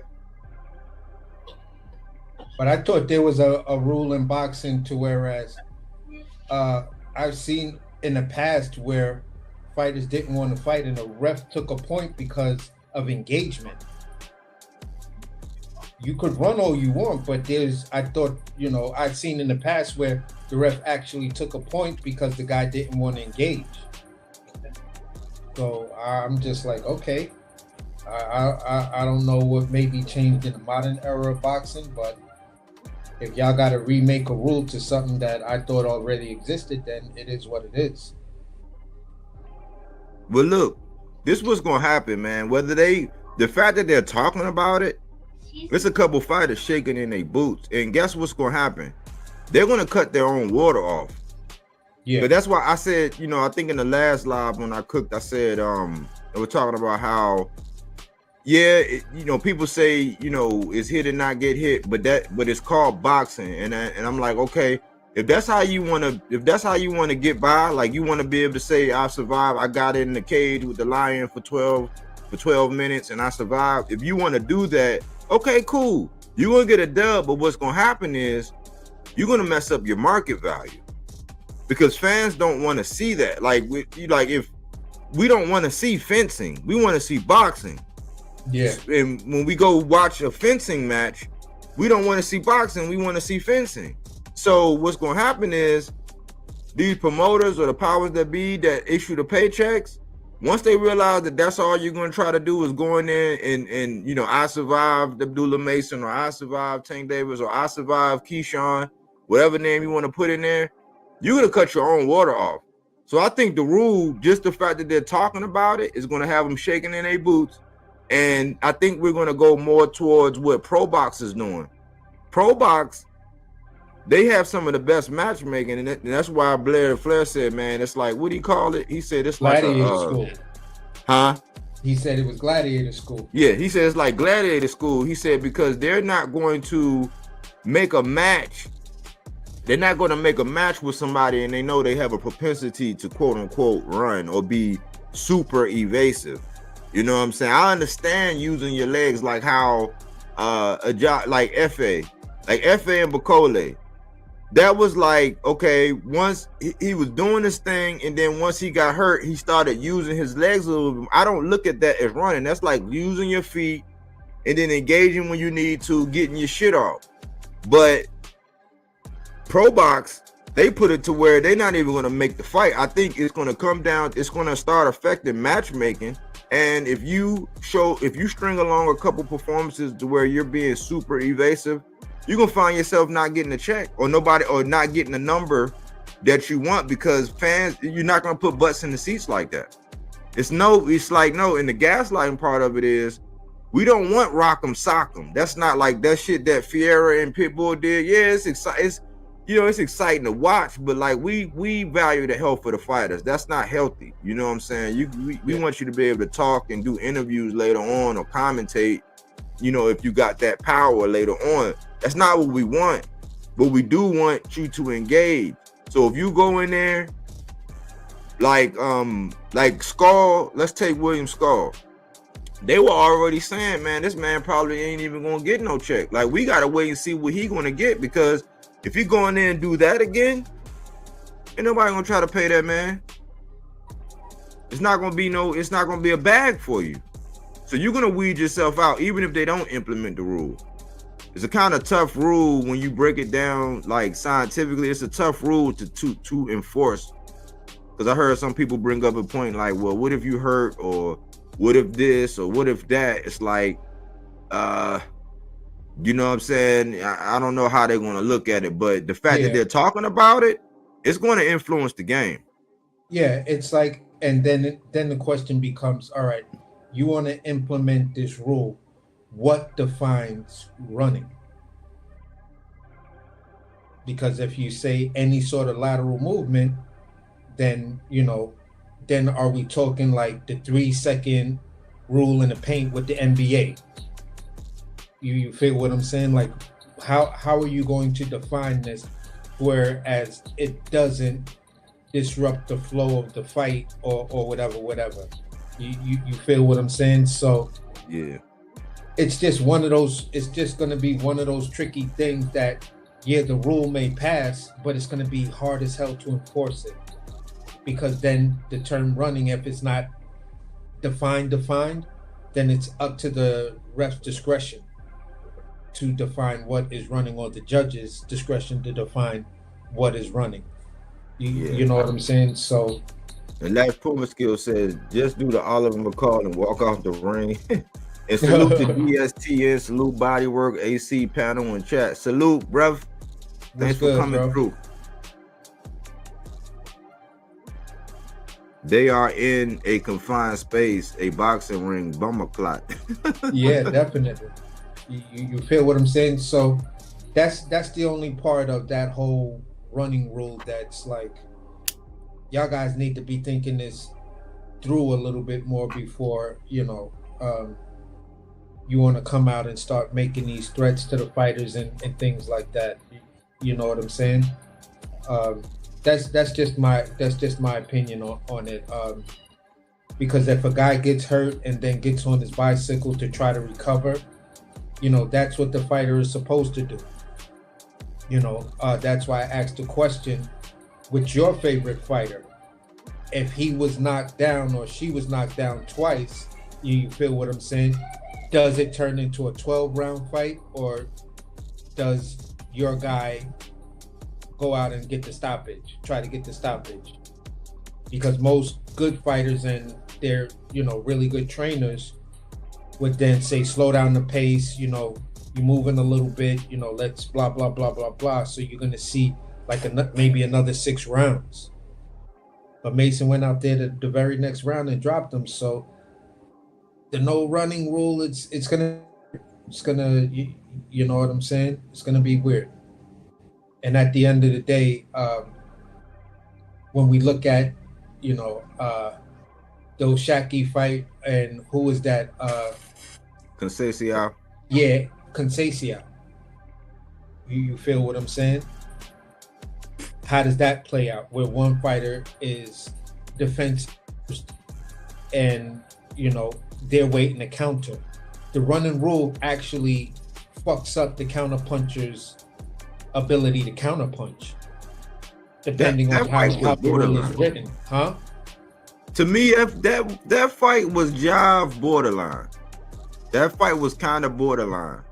Yeah, but all I'm saying is I was just trying to bring up the example of a defensive first fighter who's a counter puncher. You feel what I'm saying? And we saw how the judges scored that fight. You saying the first one. When it comes down to this no running rule, on top of that, that doesn't work. I agree, DS. I agree. It is. Yeah, it's not gonna work. But the thing is, man, like this is what I say, man. We can't, you know, we can voice our opinions, right? And we can say we're pro or we're con for the rule, right? The thing is, us as fans, and this is the basis of this channel, silence is consent. Whereas we need to keep, we can't celebrate when we go in there, because the gaslighting part is when you know your fighter should have done more or could have done more, because we give them the credit for the dub, right? We say, oh man, it's levels, and yeah, you're levels. But when you go in there and you do what we saw a couple weeks ago, like 3-4 weeks ago, when you go in there and you do that one night after the other night, we need to speak to the fact that, like, nah, like the way you are with your guy, AC, like how you held him. Because I love the way these fans be talking about, oh man, you don't got have accountability for your fight, and they don't have no accountability for theirs. You have accountability for that man. We had accountability for that man. The gaslighting part is where you act like he's still the best thing since sliced bread, and you're campaigning for him to get another shot with a guy or a couple guys that we think he can be able to do the same thing. Like, do you want it? Like, we got to speak and say, nah, man, we got to be like, nah, I don't want that match. Why? Because I know this dude ain't going to be able to cut the ring off. Yes, that's part of the game, but the gaslighting part is to act like your guy wasn't running. We got to speak to that. We can't be so passive when we know somebody was running and we don't say nothing. We don't call it what it is. Like, yeah, use your legs. Use your boxing skills. Like, yeah, you know, because, you know, the skill, there is a place for the skilled boxer. It's just that where when you do what Mark Maxeo did, when you do what Regan guy went and did, when you do what Skull did, what Devin did, when you do those things, or like even Shakur when he had the hurt hand against De Los Santos, those are the performances that we're looking at saying, man, yeah, we could say you was jive, you know, you was being super evasive is what I want to say. Yeah. We want to see a fight. We don't want you to stand and get your brains beat out, but we want to see you fight, not fence, not play tag. Yeah, definitely. And that's the whole thing. It's like, listen, just be honest about your guy. And once you have that honest assessment of your fighter, then you can intelligently, you know, debate the fact of, you know, Devin and Teo. Do we want to see that? Teo cannot cut off the ring if Devin decides to use that same strategy he used in that fight. You feel what I'm saying? Teo doesn't have that ability, because we've seen fights where guys wasn't even doing that and Teo was lunging and missing, and then he wants to stand in the ring and act like a person is running and hold his hands out and stuff like that. No, bro. You're supposed to be the guy, and you're telling everybody you're a 2-time lineal champion and you can't cut off the fucking ring? What's your problem? that's not him. That's you. You feel what I'm saying? So when it comes to that, when you're trying to match make that fight on paper, it sounds really good, but recency bias is not going to allow that fight to happen. Devin Haney, your last performance does not say that people, even if you and Tio really want that fight, the problem now is, are people going to tune in to watch it? If there is some sort of guarantee you put out there where it's released at that level of lateral movement, whoever, you know, the Devin only fans are going to try to say, that's just intelligent lateral movement or whatever. Okay, whatever. But in that high level fight, that performance is not what people want to pay that type of money to see. That's not what the fans that are going to buy that gate want to see. So, yeah, you need a couple of performances to show people that you're willing to get back in there, trade, and do your thing. If not, I don't know where you go from here. I really don't. Damn. Damn. You getting the fuck up out of here. Yeah, exactly. Hey y'all, I reached out to Rashidi. I reached out to Speedy Rashidi, man. Hit you back? Yeah, I was like, "What's up, Speedy? Hope all is well." I said, this is a tough sport. Look forward to you getting back in the mix with some big names soon, bro. He said, hopefully soon. These kids are scary to step in the ring with me. I said, I feel you. Keep your head up and keep applying pressure. So I'm still pulling for Rashidi, man. We got to keep stakes in the ground for guys like that, because whether it's 47 or 54, he can get back in there, knock off some rust, and be right in the mix, man, because he still got a skill set. You know what I'm saying? I think he got a fan-friendly style, you know, and let's put out some positive energy for Speedy, that these guys, you know what I'm saying, get in there and lock horns with him, man. Nobody mind no favor.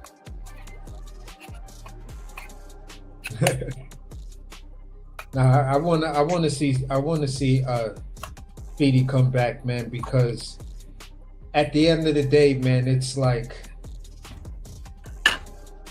it's crazy when you go back and you look at that Roman Villa fight. You feel what I'm saying? But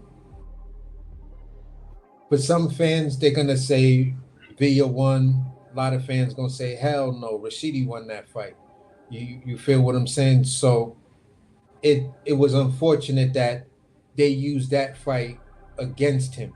Like, they weaponized that loss to get Rashidi out of there, because at that particular time, and let's just kind of alter reality to a different dimension and shit like that. Let's say Rashidi would have won that fight. Hindsight being 2020, looking at the Karen Kukachin performance, you feel what I'm saying, to where we found out that Boots' footwork isn't really what we thought it was. And then imagine him in there with a Rashidi Ellis. That's why he was discarded. That's why he was discarded. Yeah, definitely an interesting fight. And definitely interesting. I wouldn't mind seeing him in Conor Ben. I mean, you know, unless he's at 54. I mean, because I think all signs are pointing to Boots going to 54 now. You know, Eddie. Yeah. The big duck. You know, the big duck by Kinky Boots. No. I wouldn't mind seeing Speedy and Blair get it on if Rohan Polanco don't pick Blair. Yeah. You know, I would definitely love to see that. Let me ask y'all this question then. Rashidi Ellis come back, and let's say he decides, I'm coming back at 47, right? And we looking at a potential Rashidi Ellis versus Brian Norman Jr. fight. That's interesting. Yeah. Because his movement and his feet, you know, he might not allow Brian Norman to get that leverage that he needs, but Norman is coming into his own, so that's an interesting matchup. But I don't know if that's an interesting matchup. I don't know how to call that fight. I really don't. Look at Almontes. Go ahead. He said Polanco smokes them all. That's a possibility. I mean, Polanco is looking dangerous at 47. But again, it's Brian Norman's, that change he has that makes him scary. Even though I'm a big Brian Norman fan and I'm also a Jin Sasaki fan, it's like I don't want to see neither one of them lose. You feel what I'm saying? So I try to stay quiet. I try to stay quiet and not really give too much of an opinion. Just say, look, just watch the fight. Just watch the fight. I'm just gonna leave it all into the fight when it comes down to Brian Norman versus Jin Sasaki. But I think a person like Rashidi Ellis, having to make his comeback the way he had to do it, and the bitterness and disdain he may have for the big four, and I'm talking about the big four promotional companies. He may want to come in there and say, you know what, I just want to beat the shit out of all of these guys that are signed to these big labels to show them that you shouldn't have thrown me away. That was your biggest mistake. So I'd love to see Rashidi in the mix at 47-54. I really don't know. Is he too short? You feel what I'm saying? Does he have the right body type? Because some of those 54 dudes look really, really big. I think he got the reach though. He got some long arms, and I think his speed and his feet will give people problems. They'll be having a hunt. It's almost like Fundora. Fundora kind of got to be. I ain't gonna say he got a throwback kind of thing, but he kind of got to watch out for them, because them guys like that, you got to watch out. You got to watch out because he got to hunt for them. And if the minute you don't be disciplined as the taller guy, and them guys can get up under you. That's why I always say about Tank. If you look at it, it's been Lamont Roach and it's been Pitbull. And that because those are the shorter guys. I said, see, some of the shorter guys, depending on their style, they actually have an advantage. Yeah.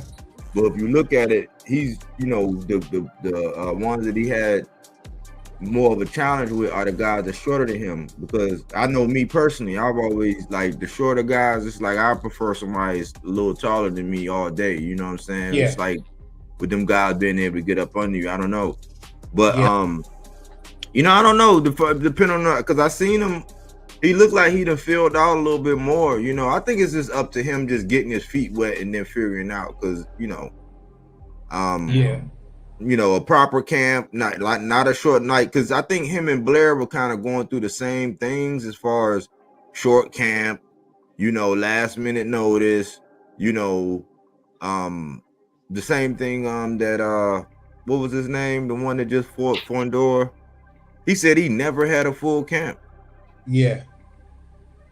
So just wanted to put some positive energy out there, man. I just want to, he could pick, I don't care, just to get your feet wet, man. He could pick anybody, man. Yeah. Like pick anybody and just get your feet wet again, and then put on a performance, and then boom, you back in it. You know what I'm saying? Exactly. Because he's for some of these young guys, he might be high risk. He might be a little high risk, man. Yeah. Now I wanted to address Almonte's comment. Last year, this time, you feel what I'm saying? I had Sasaki beating Brian Norman Jr. I was a person who was of the mindset that Brian Norman Jr. is possibly the weakest champion at 147. You feel what I'm saying? He was the low-hanging fruit. I'm about to get him out of here, bro. I'm gonna put the kids to bed. Oh, for sure, Pop. Good cooking with you, bro. Salute, bro. Enjoy your evening. Y'all too, man. For real. I'm be listening. I was gonna say, let's say 4 months ago, I was still with Jin Sasaki beating Brian Norman Jr. Whatever happened in these last 4 months, you feel what I'm saying? From the time that Jin approached him, and we saw this different Brian Norman that was there.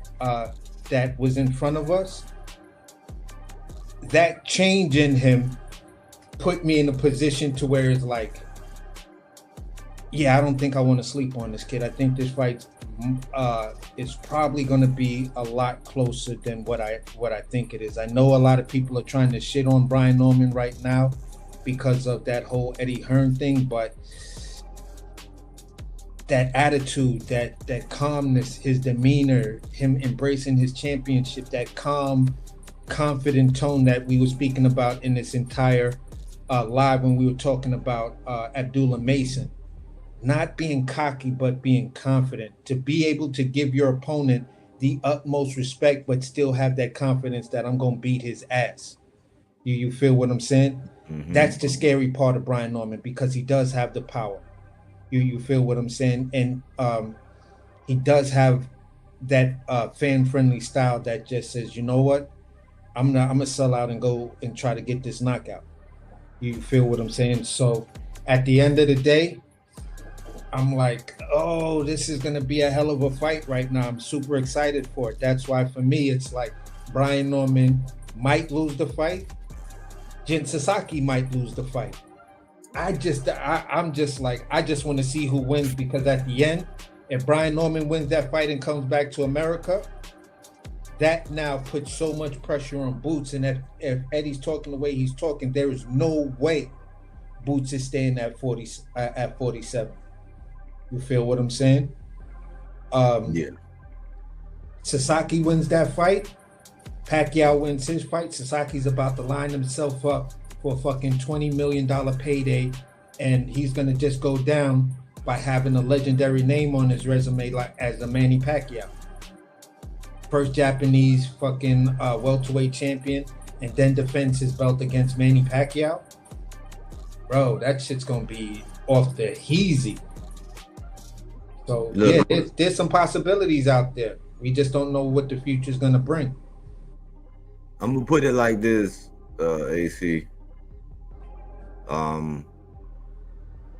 I think that if the Normans, if they're doing what they saying they're doing and how they're gonna acclimatize, they're gonna go over there 2 weeks early, and they've been up in Big Bear training at altitude, and they're being road warriors once again. I believe that I think Brian Norman gonna stop this dude, man. But I want to see a good fight. But look, this is the thing. Jin Sasaki got a fan base that's not gonna give up on him. He's already been stopped, so Yeah. and they're right there. So I still think that his stock is gonna be high, and based on if he gives in the, because it's boxing, he could upset. I would look at it like it's an upset if he upsets Brian Norman, in my opinion, just in my opinion.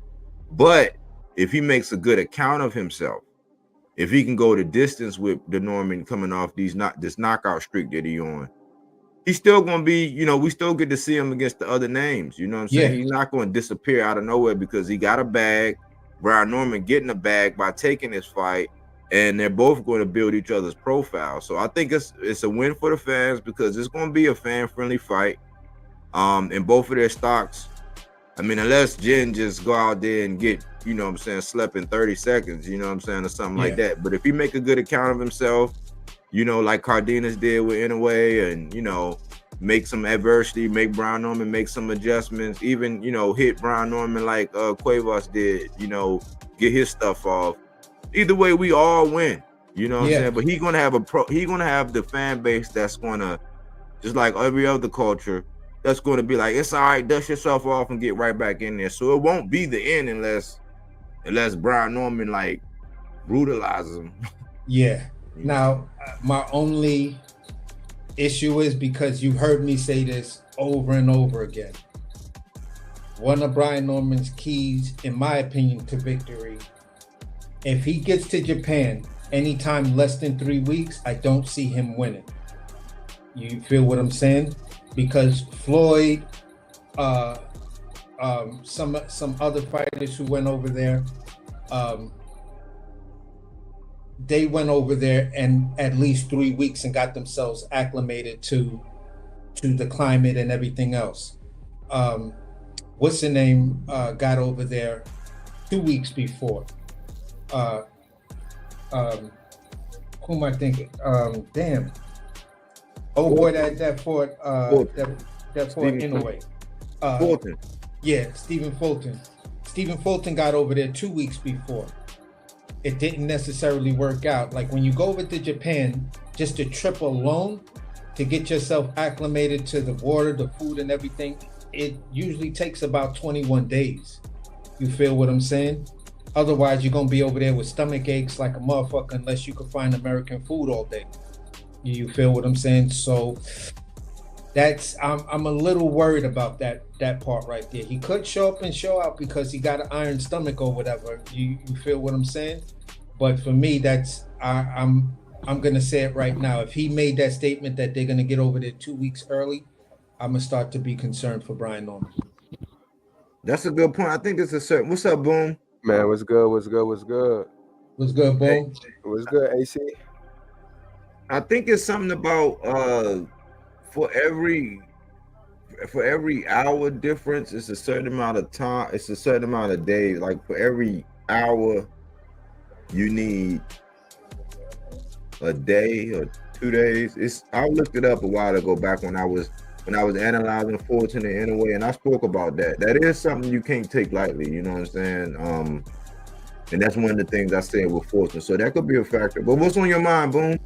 Man, nothing much. I kind of like the idea of B Norm going to Japan just a little early, just to get acclimated. I think that's smart, especially.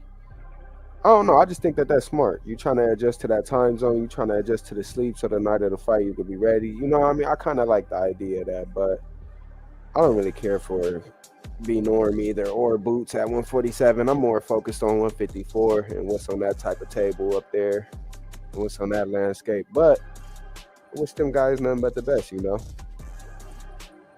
Yeah. For sure. Cause that's the division you got your eyes on, you know. Yeah.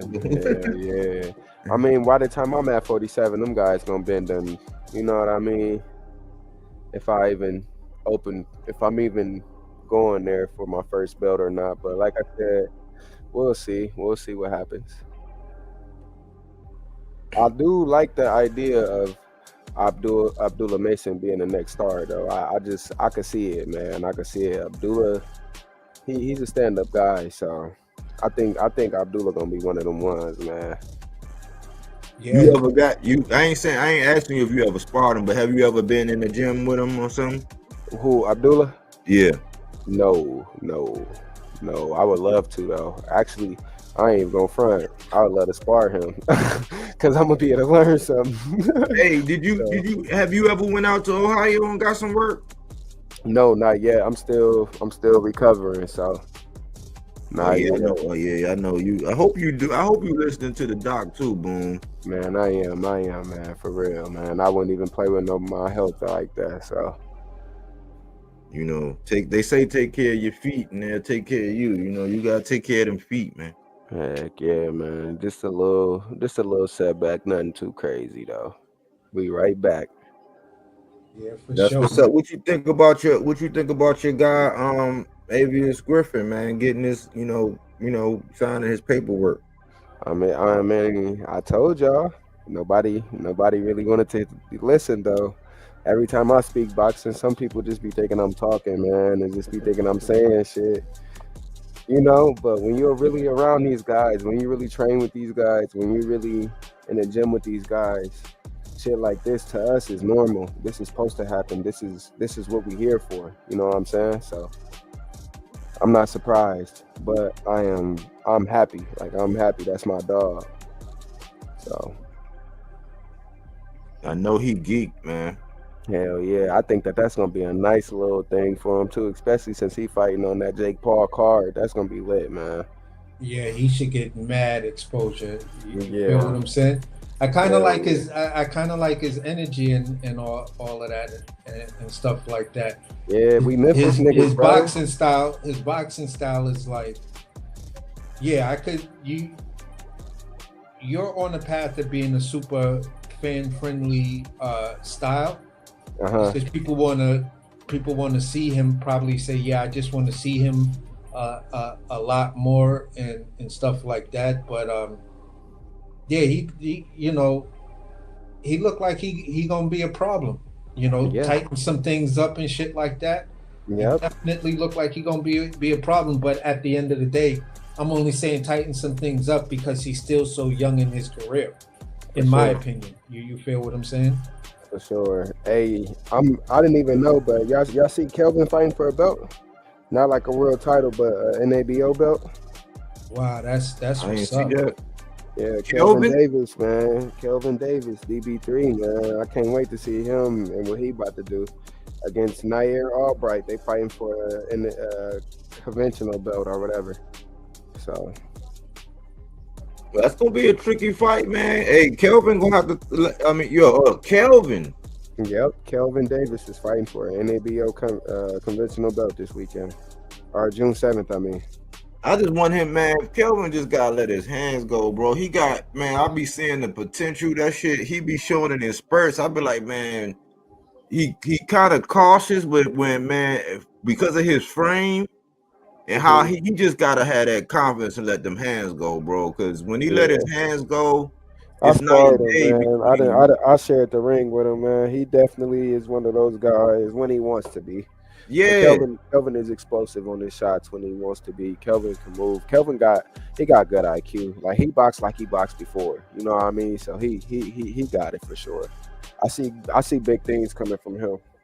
I know, because I think people they be so quick to jump on Key and they can't judge him in a vacuum that they just be throwing out, man. Both of the brothers trash. I'm like, man, y'all don't know shit about boxing. If you think that man trash is Bro, just this dude. I've been hearing so many people because they trashed. I'm like, man, shut the fuck up, man. Like, just give them Yeah. time, bro. Like, give these dudes time. Niggas be expecting them to fight like they 36-0. Y'all forget they 12-0, 13-0, but little brother 3-0. Like, you know what I mean? Like yeah. niggas be expected. I don't know, bro. That's what come with it though. When you a top dog and you that nigga, they expect you to perform like that too every time. So that just means you doing something right when they expecting that type of shit out of you. Yeah, that's good then, man. Yeah, he that's what he need to do. Like, hey, you're gonna have to let them hands go because I think Hey, Albright. Lester Martinez, July 12th, man. That's gonna look good too. Or whenever, I think it's July or June, but Lester Pro Box, that's gonna be nice too. Yeah. His name My definitely fault, ringing man. I bells. came in here and just start talking about shit. My fault, y'all. My fault. Let's stay on Nah, topic. nah. Do you, bro? Now we was towards the end of it anyway. We done went over Abdullah, but we highlighted Abdullah and said that it was refreshing the way he talked, how he approached the game. He got an appetite for smoke, and we talked about his background. That shit like ugly to me. I like Abdullah, but that shit y'all like ugly to me. That appetite for smoke, like you ain't got no appetite for smoke for real, bro. You got appetite to fight though. Like you hungry to fight. Say some shit like that or something. But that appetite to smoke kind of just, I don't know. It just sounds funny. That's just my. Here's the thing. I Stuff fuck with like you though, that. Mason. Hey, y'all know he got little brothers though, you know? Fan-friendly Like y'all comment. know he got, yeah, for sure. Hey, but do y'all know he got like little bros and big bros that's cold at this Yeah. shit too? Yeah, I Yeah, heard he's that. older, I bro. heard this one that they say is kind of colder than him. I'm like, when he gonna pop out? Yeah, that's the one I want to hear about and see. Mm-hmm. Yeah. It's 5 of them. Yeah. Mason 5, man. It's 5 of them boys. Yeah, I just realized that. At first I thought it was 3, but it is 5. Mm-hmm. Yeah. So. How you been, AC? How everything going, man? Doing good, bro. Everything going good. Hey, if you can, I don't know if you got my number or not, but hey, we definitely need to talk. I need some recipes for while I'm on this boot to stay in shape and shit. So let me know something, man. All right. Yeah, just Put your fuck with me, number in the private chat, bro, and I'll get to it in a hot second. Here, I'll do it right now then. I appreciate that. Yeah, for sure. Yep, I'm just trying to make sure I stay up in shape and make sure you know. Yeah, man. No red meat, no pork, and no beef. Everything else I'll eat though. All right. It's been Got what, 2 you. weeks, Boom? Yep. It's going quick, so but I'm gonna try at the 6 week Mark, because they said that I could try at the 6 week, not to compete or nothing, but just to start getting active a little bit. But then I really might just sit it out and wait that extra 2 weeks, that 8, and then just Ain't no rush, boom. Ain't no rush, Yeah. bro. You gotta make sure that I thing. just want to get on that. I'm just ready to get on that pro level with them niggas, bro. I gotta show them niggas something, man. These niggas is getting away. I hate this shit, bro. I keep looking at this shit. I'm not jealous or nothing. It's my time now. It's certain niggas that's there that I'm supposed to be there with. Shout out all my brothers, but I'm supposed to be there with my niggas, man. But listen, boom. Take it from me. I broke my humor. I used to play football. I was playing semi-pro down in Texas. I used to play football, running back, and I broke my humerus bone, and I re-broke it. And but I thought it was healed enough, and I re-broke it again, and I ain't even really do nothing like crazy. You know what I'm saying? I wasn't like skateboarding or skating or nothing like that. But just give yourself that extra time, bro. So when you step out, you ain't gotta worry about it. Cause you probably one of them people that when you exert your energy, I see how you was doing that one. I don't know if that was that one thing you was working on that when you was hitting the bag, that technique you was doing. But your transfer, you gonna be just as intense and so ready.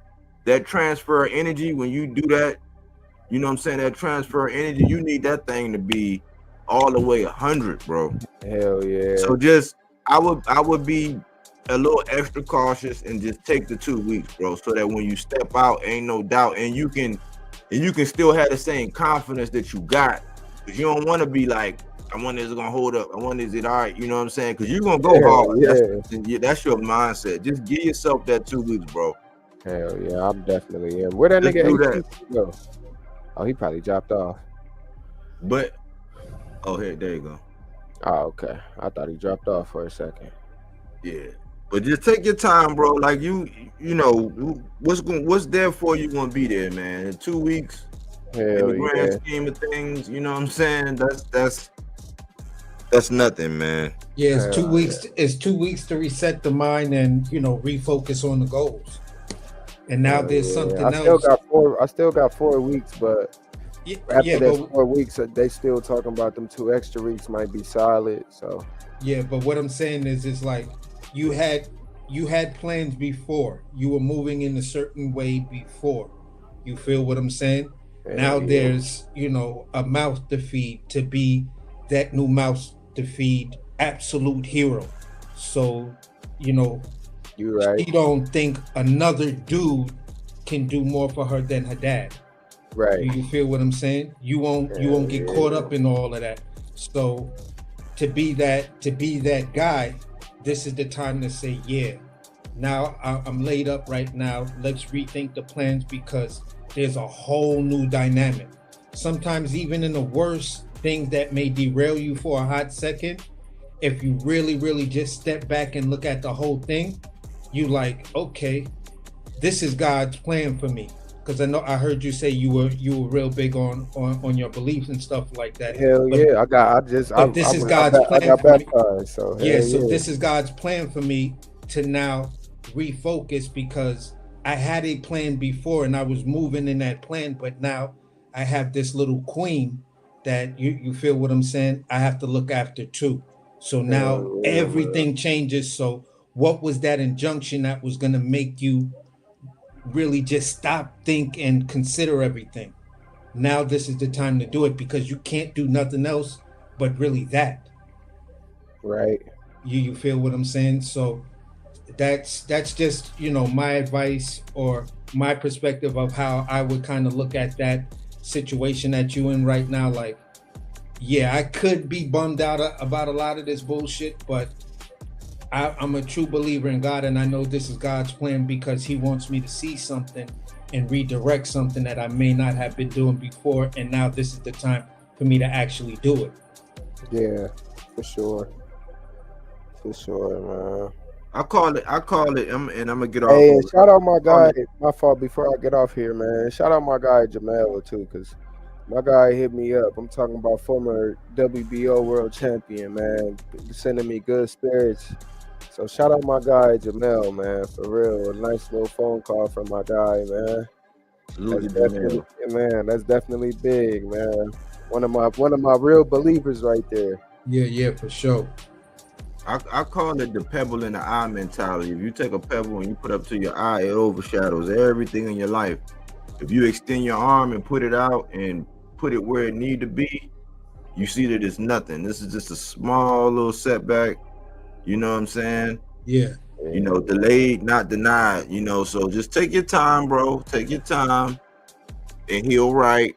yeah, That way, when you step, you can step big and with confidence and assurance that you gave it. You know what I'm saying? You gave it the time it needed to heal, man. And that's just me yeah, speaking. You know, spiritually and from me actually breaking a bone. You know what I'm saying? Breaking my humerus bone at that. yeah. So, but yeah, you gonna be good, man. You gonna be good. You know. Yeah, I'm trying to pull a Shakur and rush back. My hand's still fucked up and shit. But we was on the tail end, man. I just wanted to do a piece on him, man, and how refreshing it was, you know, with Abdullah, man, coming up and put a piece out on him, man. What y'all got, man, before we close it out? Man, just shout out everybody believing in me. Appreciate everybody who still fuck with me or still following after me, man. And other than that, shout out Bodywork Boxing, one of the realest podcasts out there. If you don't know, now you know. All you gotta do is like, comment, subscribe, share, get more views for us and attention. So make sure y'all do that, man. But shout out my guy AC. AC, don't forget to text me. yeah. I And got you, Bodywork, bro. I'm out. I fuck with y'all, man. Hopefully, we could do something with my pro debut coming up. So All I'll right, be on the Bone. show, man. I'm gonna be All right, in man. Enjoy your evening, bro. You know we'll keep in contact. for Yeah, sure. for sure. All right, man. But bro, What you got, AC? great cook, man. You feel what I'm saying? Great look at the young fighter coming up, man, and overall, man, shows like this is what shows like these are what matter. You feel what I'm saying? So again, man, keep up the great work, bro. Salute to Bodywork Boxing. Y'all make sure y'all like, subscribe, hate, but make sure you participate. Same thing goes out to Pop a Lot of Smoke, James channel. Like, subscribe, hate. You know what I'm saying? Pull up on Sundays for Murderers Row. You know what I'm saying? So great show, bro. I appreciate it, AC. You know we're gonna keep in contact, man. I hope your week go well, man. Till the next time, brother. Yeah, for sure. All right, man.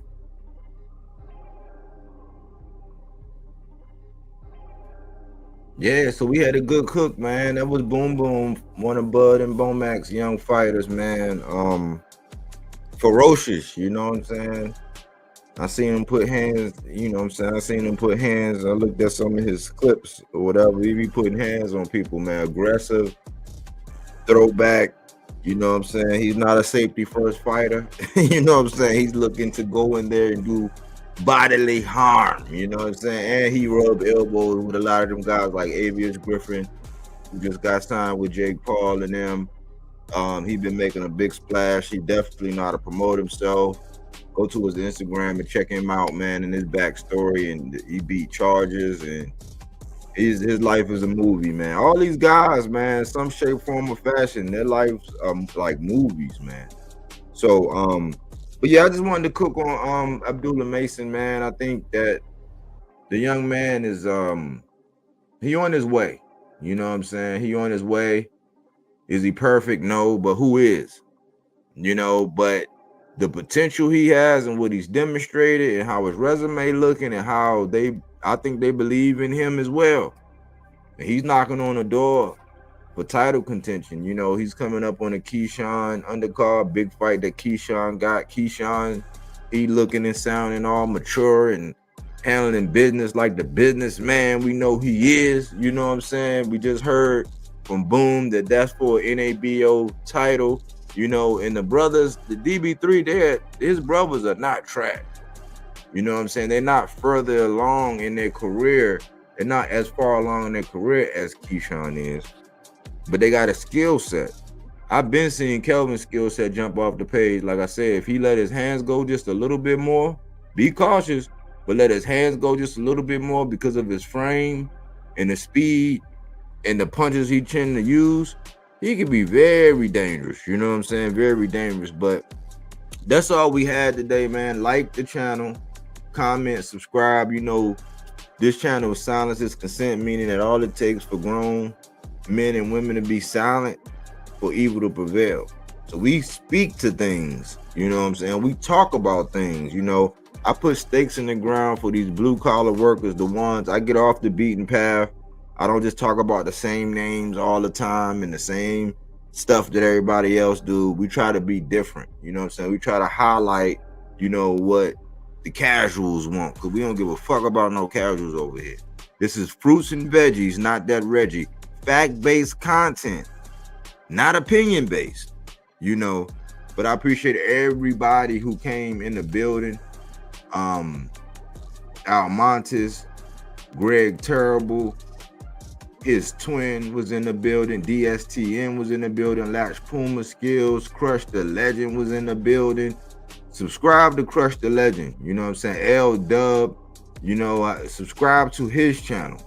Pop came through, you know what I'm saying? Smoke Session Entertainment. If I'm not over here, I'm probably over there shooting a breeze with them. Latch Puma Skills was in the building. Cookie Monster was in the building. I appreciate y'all. Thanks for being part of the 300. Till the next time. Thanks for choosing Bodywork Boxing. But we don't take things for face value. We do that body work. He didn't want to box. He wanted to actually prove that he could punch with you. He was like, what the fuck is this nigga? Right? Oh, okay. You want to go to sleep. You tired. Welcome to Bodywork.